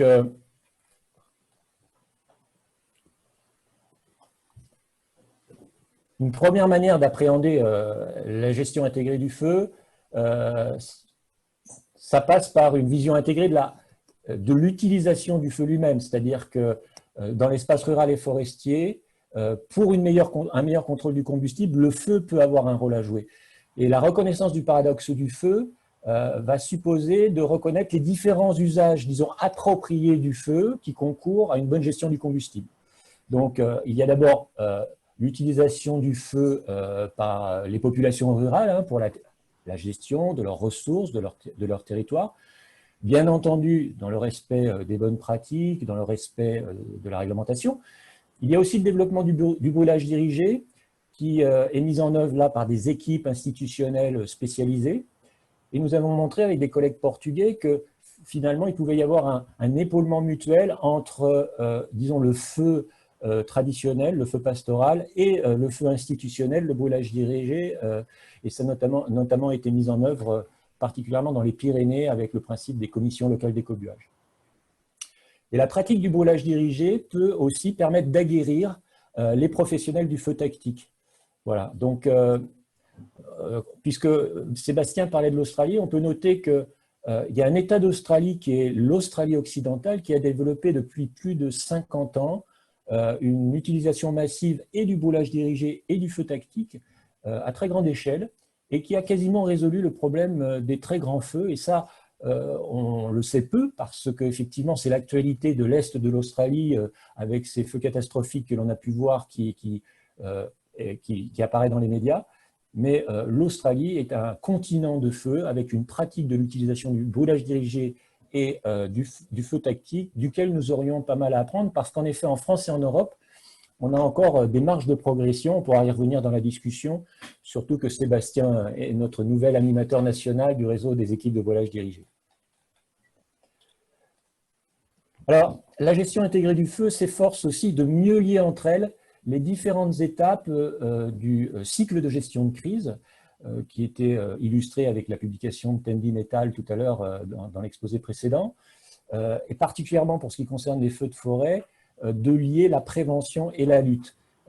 Il est particulièrement nécessaire de le faire parce que bien souvent, et là je peux prendre l'exemple des grandes coupures de combustible, c'est ce que l'on a montré suite au retour d'expérience organisé sur les grands feux de 2003 qui ont touché les grandes coupures de combustible des morts, c'est qu'il est absolument nécessaire qu'il y ait cette concertation entre les forestiers qui conçoivent ces coupures et les sapeurs-pompiers, les acteurs de la lutte qui les utilisent, de façon à ce qu'ensuite ces coupures soient effectivement utilisées avec efficacité. Alors, face à cette grande crise de 2017, le Portugal a mis en œuvre des réformes absolument fondamentales, et notamment l'une d'entre elles est très forte, c'était la création d'une agence nationale de gestion des feux, qui est rattachée donc directement au Premier ministre et qui permet de faciliter les synergies entre les missions de prévention et les missions de lutte qui étaient jusqu'alors attribuées à des services différents. Alors, est-ce qu'en France, il serait nécessaire d'aller jusque-là? Peut-être pas, parce qu'on a finalement une coopération interservices qui est relativement bonne, que l'on a montré dans un papier qu'on a publié dans Forêt Méditerranéenne en faisant le bilan de 40 ans de progrès en matière de gestion des feux de forêt en France. Ceci dit, il y a encore un très fort déséquilibre entre les ressources qui sont allouées à la prévention des incendies de forêt et celles qui sont allouées à la lutte contre les feux de forêt. Le rapport Chatry a fait une tentative de chiffrage. Le coût annuel des feux de forêt serait de 500 millions d'euros en France et seulement un tiers serait consacré à la prévention. Voilà, donc la gestion intégrée des feux passerait par un rééquilibrage entre ce qui est alloué à la prévention et ce qui est alloué à la lutte contre les feux de forêt. Alors, ce qu'il est important de voir dans la gestion intégrée des feux, c'est qu'elle va permettre d'avoir une vision intersectorielle de la politique de gestion du feu, qui n'est pas qu'une question du domaine forestier ou même du domaine agricole, et qui permettrait donc d'allier aussi toutes les politiques et toutes les activités dans les secteurs de l'aménagement du territoire, de l'urbanisme, voire de la gestion énergétique. Donc, on va essayer de passer en revue ces différents aspects. Alors, bien évidemment, le domaine forestier est un domaine fondamental. Dans le domaine forestier, on entend souvent dire une forêt gérée est une forêt protégée. Voilà, c'est un raccourci un petit peu rapide. Pour exemple, dans ce guide sur le pin d'Alep en France, on a essayé de montrer que les stades de développement et les types de peuplement qui étaient quasiment autorésistants au feu étaient assez peu nombreux finalement dans les différents stades qu'on a à gérer. Et finalement, le travail du forestier va être assez complexe pour devoir composer avec ces différentes unités forestières qui devront composer une mosaïque la plus résistante possible au feu, avec une très grande variabilité de vulnérabilité d'une unité forestière à une autre. Un autre aspect important, c'est l'approche multirisque qui est nécessaire pour prendre en compte les interactions entre les différents risques présents en forêt, avec d'éventuels processus d'amplification, entre le feu lui-même et puis les risques biotiques comme les insectes ou les pathogènes, ou alors des risques abiotiques comme les tempêtes ou les sécheresses. Alors, cela est vrai qu'il s'agisse d'une origine multifactorielle pour un risque donné, mais c'est aussi vrai pour les risques en cascade, sécheresse, incendie par exemple, qui est le risque en cascade par excellence. Alors, on a travaillé là-dessus dans l'équipe avec une étude qui a été réalisée en collaboration avec des forestiers nord-américains, pour essayer de mieux comprendre le phénomène des attaques de scolytes dans les pins ponderosa des montagnes rocheuses aux États-Unis et sur l'évolution du risque incendie dans les mois qui suivent ces attaques. Et donc l'étude a montré que quand les aiguilles mortes sont encore portées par les arbres qui ont été tués par l'insecte, donc c'est le stade dit des aiguilles rouges, parce que les pins de loin paraissent rouges, les versants entiers ont rougi, eh bien, il y a un effet d'amplification qui est possible, donc de synergie entre les deux risques. Par contre, dès que les aiguilles mortes sont tombées au sol, eh bien, la synergie n'est plus visible et il peut même parfois y avoir des antagonismes dans certaines conditions de taux de mortalité d'arbres ou dans certaines conditions de vent qui poussent le feu. Voilà, donc ces interactions sont importantes dans l'évaluation du risque lui-même, mais sont aussi importantes dans la gestion intégrée des risques multiples en forêt, puisque certaines mesures d'atténuation qui vont être prises pour gérer un risque pourraient être contradictoires avec la gestion d'un autre risque. Je prends ici un exemple où on souhaiterait gérer le risque sécheresse en faisant une réduction du nombre d'arbres consommateurs des ressources en eau du sol. Et derrière, il faudrait certainement ajouter un débroussaillement des rémanentes d'exploitation d'éclaircies de façon à gérer le risque incendie. Voilà, ça c'est des visions un petit peu de gestion des risques en cascade qui sont importants à prendre en compte. Alors, un secteur forestier dynamique devrait certainement générer les ressources qui seraient nécessaires pour mettre en œuvre une bonne protection contre les incendies de forêt. Dans le domaine énergétique, par exemple, des programmes bois-énergie qui soient bien régulés, qui soient par exemple basés sur des circuits courts, peuvent avoir des effets positifs, hein, puisqu'ils peuvent derrière grandement aider le contrôle du combustible. Alors, dans une étude un peu plus générale qu'on a menée avec les collègues du Bureau Méditerranée de l'Institut forestier européen, on a montré comment la transition vers la bioéconomie pouvait soutenir la prévention en apportant des ressources et pouvait permettre donc de favoriser un certain nombre de services écosystémiques dans une forêt bien protégée contre un certain nombre de risques, et en particulier les incendies de forêt. Alors, concernant les politiques d'urbanisme et la gestion du risque à l'interface habitat-forêt, alors nos collègues de l'unité Recover à IRCEA, maintenant INRAE Aix-en-Provence, ont montré qu'il était urgent donc de limiter l'étalement urbain et ont proposé un certain nombre de mesures d'atténuation du risque à l'interface habitat-forêt. Donc, il faut renforcer la prise en compte du risque lié aux incendies de forêt aussi dans les documents d'urbanisme, dans les documents de planification du territoire, et notamment dans les départements pour lesquels le risque d'incendie de forêt est émergent. Et puis la dimension intersectorielle de la gestion des incendies de forêt doit permettre un meilleur aménagement du territoire avec une combinaison harmonieuse entre les espaces urbains, les terres agricoles, les massifs forestiers, un petit peu dans une logique de protection mutuelle contre les incendies.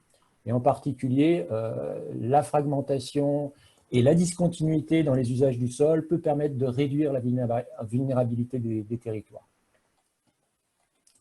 Alors, la gestion intégrée du feu, c'est enfin, et Sébastien l'a bien souligné, l'augmentation de la culture du risque, donc une meilleure prise en compte du risque dans nos sociétés, dans ses préoccupations.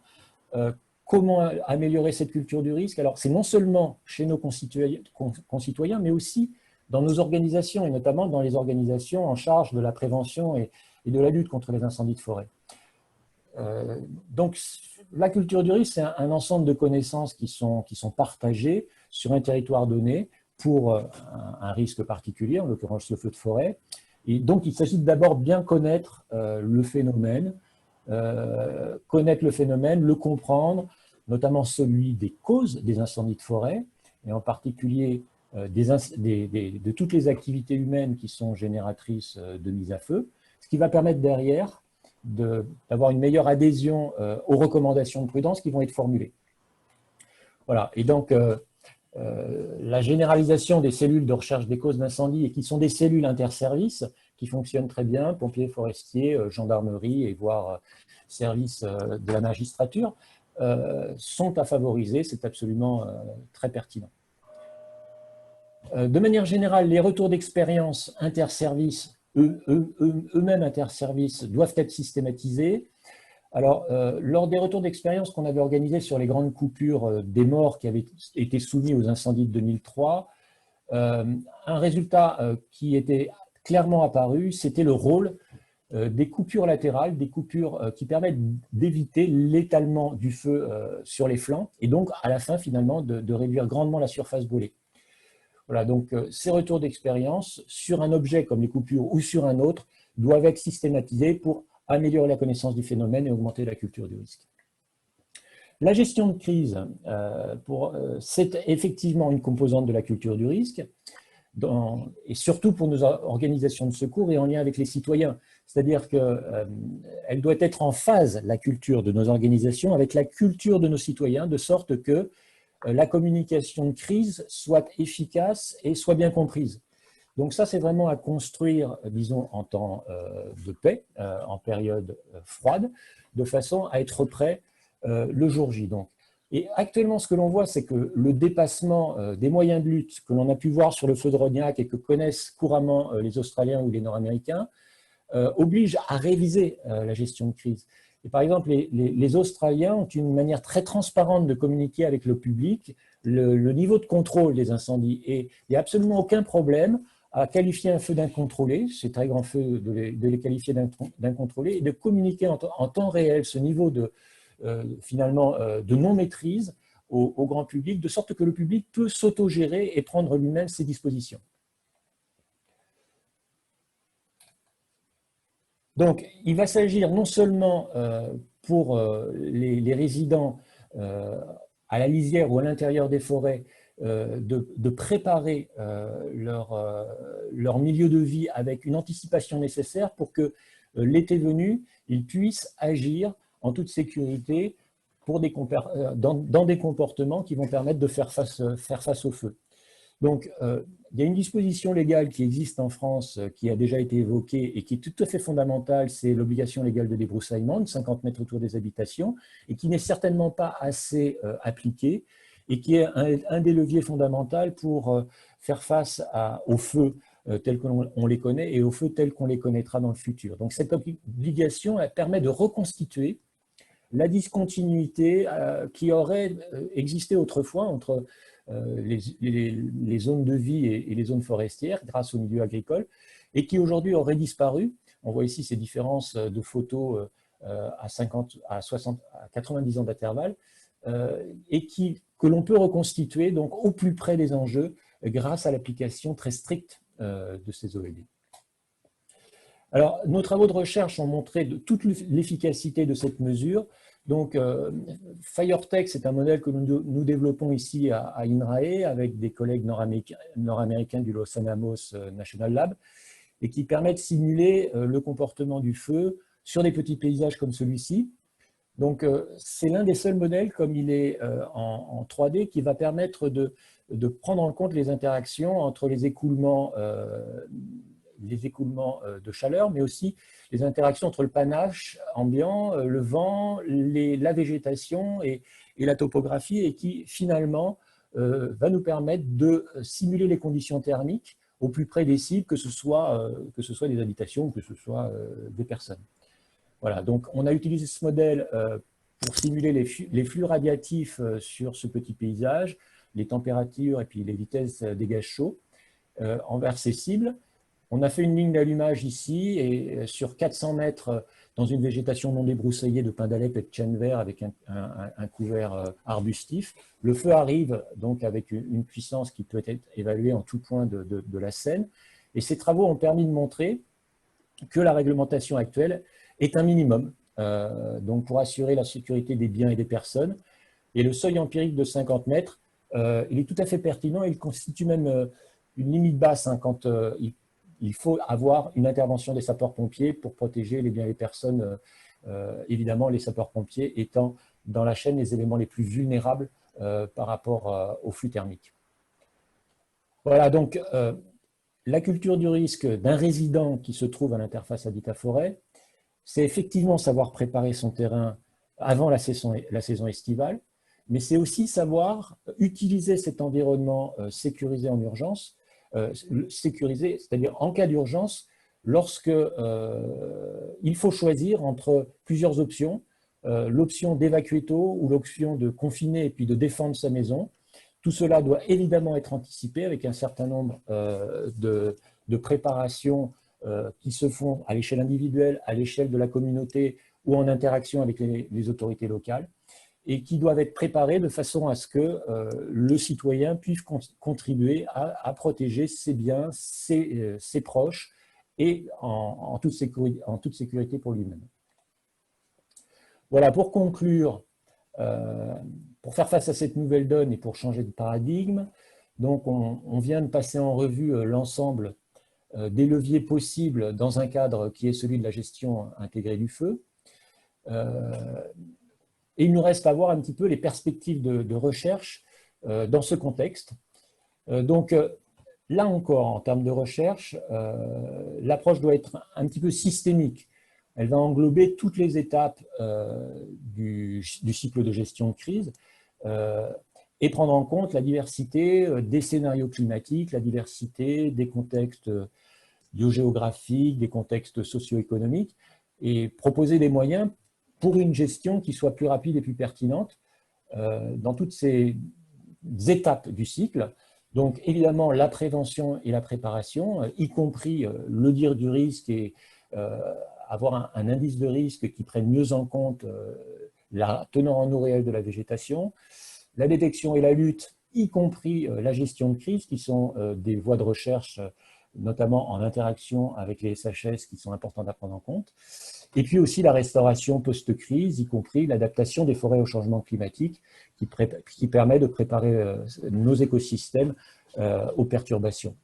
Voilà, donc pour ce qui concerne notre unité de recherche, nous, on est plutôt dans l'évaluation de ces nouveaux régimes de feu, pour mieux comprendre cette nouvelle génération de feu dont Sébastien a parlé, qui accompagne ces nouveaux régimes de feu. Les nouveaux appels d'offres de recherche auxquels nous participons actuellement avec toute la communauté européenne sur les sciences du feu, qui vont donc dans le sens de l'amplification des moyens qui vont être mis par l'Europe pour ces recherches et ces innovations. Donc ça a commencé par ce colloque à Lisbonne en février 2018, suite au grand feu portugais de 2017, à l'initiative donc de la DG Recherche, de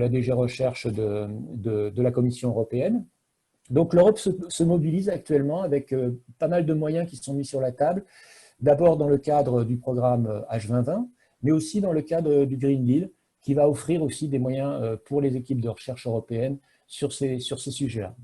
Donc voilà, comme vous le voyez, en construisant sur les acquis du passé, les grands projets européens qui se sont déjà déroulés comme Fire Paradox, on est en train d'évoluer, de faire évoluer nos questions de recherche dans un dialogue permanent entre sciences et société, et je crois que quand même la séance d'aujourd'hui y contribue fortement. Voilà, je vous remercie pour votre attention. Merci beaucoup, et je suis convaincue effectivement que vous y contribuez beaucoup. Comme le temps s'écoule, je vais me contenter de vous poser deux questions. La première regroupe plusieurs questions à partir de sortes de coupe-feu qu'on essayait de faire. Vous avez parlé du brûlage dirigé, d'autres nous parlent de la création de pistes, par exemple dans les Landes, ou aussi de trames vertes, les trames vertes. Est-ce que tout cela, c'est efficace? Est-ce que surtout, il n'y a pas une opposition sociale quand on voit que certains refusent qu'on coupe des arbres, etc. Est-ce que ça se passe bien? Alors, je pense qu'en région méditerranéenne, effectivement, depuis les années 70, les grands programmes forestiers ont permis de structurer les forêts et de compartimenter ces forêts avec ces grandes coupures de combustible, avec à la fois les coupures de combustible qui vont limiter les départs de feu au plus près, par exemple, anciennement des décharges à ciel ouvert qui étaient ceinturées de ce type de coupures. Ensuite, les coupures qui vont permettre de circuler sur les axes routiers pour notamment apporter les secours au plus près du feu. Et puis ces grands axes stratégiques qui vont offrir aux forces de lutte des zones de sécurité pour pouvoir lutter efficacement. C'est même à la limite des lieux qui sont appréciés du grand public parce que c'est des zones d'ouverture en forêt, qui sont des zones forestières. Effectivement, les arbres ont été mis à distance, mais ce ne sont pas des coupes à blanc. Et le sous-bois a été géré en maintenant un petit peu des arbustes de ci, de là pour maintenir cette rugosité au vent qui est nécessaire pour limiter la propagation et la vitesse du feu. Donc ce sont plutôt des zones qui ont un aspect finalement de parc et jardin assez apprécié des Méditerranéens et qu'il faudra certainement mieux faire connaître dans les autres départements où ce type de travaux sera nécessaire dans les années à venir. Oui, mais l'auditeur qui posait la question sur les Landes, les pistes des Landes, comme il y a eu moins d'incendies depuis quelques années, les gens sont moins réceptifs et n'aiment pas que l'on coupe. Oui, alors les pistes forestières sont d'autant plus visibles qu'elles sont sur des versants de montagne. Donc je pense que dans les Landes de Gascogne, puisqu'on parle de Landes de Gascogne, j'imagine, dans cette question, elles sont relativement bien intégrées dans le paysage. Après, localement, qu'il y ait certaines oppositions, elles se font surtout pour négocier le passage souvent à l'amiable entre les différents propriétaires fonciers qui peuvent se trouver sur l'axe de la piste. Et dans les Landes, les propriétaires eux-mêmes étant très impliqués dans la gestion de ces forêts, je pense que cela se fait relativement bien avec les spécialistes de la RDFCI qui connaissent bien leurs membres, qui d'ailleurs cotisent pour la prévention des incendies de forêt. Oui, Nathalie Denoblet soulignait que ce besoin de discontinuité pour la gestion des feux, est-ce qu'elle n'était pas en contradiction avec la nécessité de maintenir la continuité écologique? Alors, ce ne sont pas des no man's land, ces coupures de combustible, ce sont des zones sur lesquelles la végétation est maîtrisée. Les seuils de phytovolume qui étaient recommandés étaient de l'ordre de 2000 m3 pour les strates arbustives et herbacées. 2000 m3, c'est à peu près 20 cm sur 100% de recouvrement. Donc, ça permet de maintenir une continuité verte et il faudra nécessairement donc la présence de forces de lutte pour pouvoir empêcher le feu de surface de traverser cette coupure de combustible néanmoins végétalisée et aller atteindre le peuplement qui se trouve de l'autre côté de l'ouvrage. Donc, ce n'est pas incompatible et je crois que le forestier qui gère ce type d'ouvrage a vraiment cette habitude de la gestion multifonctionnelle des forêts, alliant protection, biodiversité et production. Merci. Donc, une dernière question. Monsieur Del Porto vous demande ce que vous savez des essais pour utiliser l'animal contre la lutte anti-incendie. Ben ça, c'est tout à fait le sujet dont parlait Bernard Hubert en introduction, hein, le sylvopastoralisme, qui a plus de 40 ans d'ancienneté en région méditerranéenne, avec tous les types de systèmes qui ont été expérimentés grâce à l'INRA, mais aussi grâce aux services techniques du développement régionaux. Donc, je crois qu'aujourd'hui, on est arrivé à un véritable savoir-faire technique et organisationnel sur l'organisation du pâturage en forêt. Peut-être que les difficultés sont plus sur le soutien financier de ce type d'action avec des crédits de type mesures agri-environnementales qui étaient forts à une époque et qui le sont moins aujourd'hui. Moins aujourd'hui, excusez-moi pour la mauvaise liaison. C'est pas grave. Merci beaucoup. Je crois qu'il est temps de passer la parole à Yves Biraud pour la conclusion et peut-être comme transition pour la conclusion, eh bien, Nathalie Denoblet disait le besoin d'une réflexion intersectorielle pour la gestion des feux dont vous venez de parler, rejoint le même besoin pour la problématique du changement climatique. Il semble donc important que l'Académie puisse peut-être se prononce sur cette absolue nécessité de transcender les silos ministériels. À vous d'y réfléchir et de nous dire. À vous, Yves Biraud. Bonjour à toutes et à tous et un salut particulier aux 4 orateurs précédents. Donc l'été est bientôt là et avec lui le retour probable des incendies de forêt avec leur cortège d'informations, d'images anxiogènes, mais aussi de polémiques, controverses et opinions tranchées dont on a le secret en France. C'est le moment qu'a choisi l'Académie pour tenter d'éclairer cette question et je crois que les présentations et les échanges y ont largement contribué. Le message que nous avons entendu est clair. Le risque d'incendie ne pouvant être éradiqué, la seule stratégie raisonnable consiste à vivre avec lui, mais en le maintenant à un niveau acceptable en termes sociaux, environnementaux et économiques. Et pour ce faire, c'est assez simple mais compliqué peut-être à faire, il s'agit essentiellement d'améliorer sur le moyen et le long terme la résistance et la résilience des socio-écosystèmes vis-à-vis de l'aléa feu. Mais comment y parvenir? Les intervenants nous ont livré plusieurs clés de compréhension et d'action et je vais les commenter à partir de 5 points. Le premier point, que la société doit savoir comprendre et assumer que les feux de forêt, de végétation plus généralement, ont toujours existé, qu'ils soient d'origine naturelle, avec la foudre, ou anthropique. Le feu, ainsi que les activités humaines, agricoles, pastorales, forestières et d'occupation de l'espace, ont modelé les paysages actuels, les ont façonnés. Ils ont façonné aussi leur biodiversité.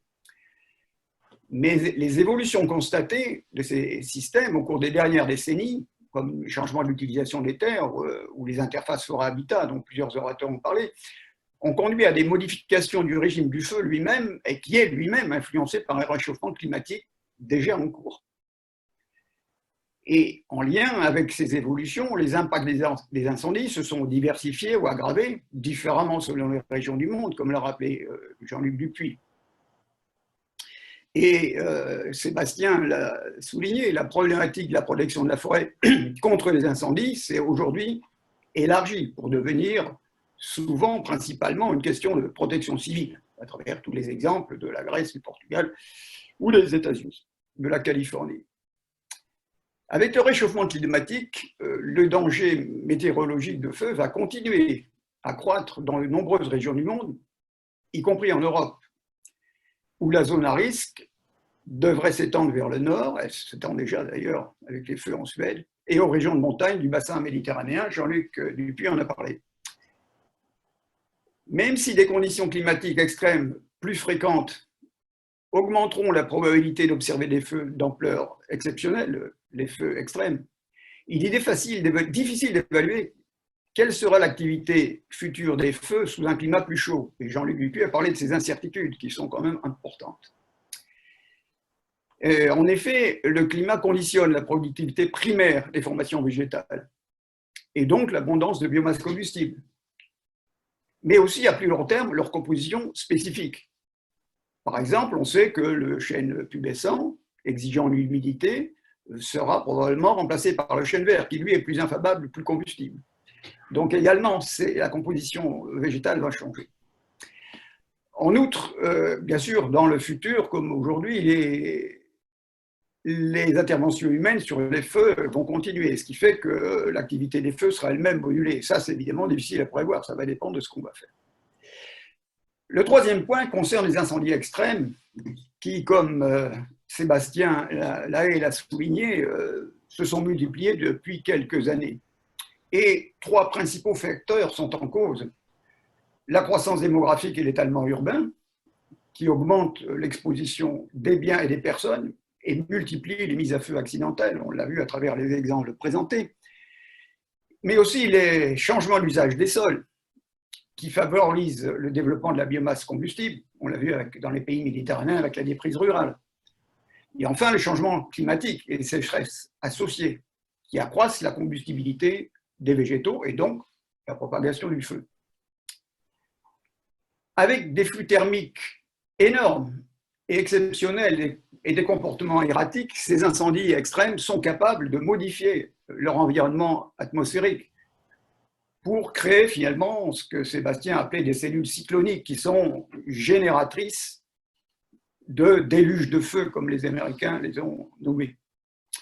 Et ces incendies dépassent totalement les capacités d'extinction des services de lutte, même s'ils étaient dotés des équipements les plus abondants et sophistiqués. Et d'autant plus qu'ils doivent en même temps répondre aux urgences civiles. On l'a vu à travers l'exemple de Rognac. La sévérité de ces incendies extrêmes, finalement, se traduit par des impacts assez considérables en termes de santé humaine, mais de victimes humaines, destruction, de construction, bouleversement des écosystèmes, de leur fonctionnement et des services écosystémiques qu'ils procurent. Et puis, ils génèrent aussi des dommages collatéraux importants sur le cycle hydrologique et l'érosion dans les bassins versants, ou encore de rétroaction sur le climat, puisqu'ils libèrent des quantités considérables de gaz à effet de serre, comme cela a été montré par Sébastien Lahaye. Et donc, qui finalement aggrave le réchauffement climatique. Quatrième constat, la France a mené en zone méditerranéenne, une politique efficace de lutte massive contre les feux naissants.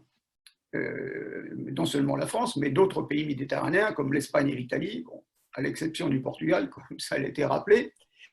Mais pour autant, cette politique ne la met pas à l'abri d'incendies extrêmes. Parce que ce succès indéniable contribue en fait au fil du temps à une forte accumulation de biomasse combustible qui, à la fin, peut devenir une bombe à retardement. Et des incendies extrêmes sont aussi à redouter sous l'effet du réchauffement climatique en dehors de la zone méditerranéenne, là où existent finalement des zones forestières à forte biomasse, par exemple les pins maritimes aquitains, dont on parlait un instant avec les Landes de Gascogne. Mon cinquième commentaire, c'est que il y a une conscience maintenant internationale parmi les scientifiques, les chercheurs des sciences du feu, pour réaliser qu'un changement de paradigme doit être opéré, et Eric Rigolo en a parlé. 22 chercheurs de 5 régions du monde à climat méditerranéen ont publié, comme il l'a dit, un appel finalement qui a été relayé d'ailleurs dans certains médias nationaux. Et les auteurs de l'article, parmi lesquels Eric d'ailleurs, soulignent que la priorité accordée à la lutte contre les incendies dans ces régions est à terme vouée à l'échec. En effet, l'efficacité de la stratégie de gestion des incendies ne devrait pas être mesurée seulement par la réduction des surfaces brûlées, une année donnée, puisque finalement ça contribue, comme on le fait aujourd'hui, parce que finalement ça contribue à différer l'occurrence d'incendies extrêmes, la reporter à plus tard, mais plutôt en fonction des dommages socio-écologiques qui sont ainsi évités. Il recommande donc que les moyens soient consacrés à la lutte soient progressivement rééquilibrés. Vers, en faveur de l'atténuation ou de la prévention ou de l'anticipation. Et de telles mesures pourraient d'ailleurs, à l'avenir, réduire les coûts de lutte contre les incendies au fur et à mesure que les paysages, les infrastructures ou les constructions et les populations elles-mêmes deviendront plus résilients au feu. Ces mesures, il faudrait les articuler selon 4 axes qui ont été cités par les uns et par les autres.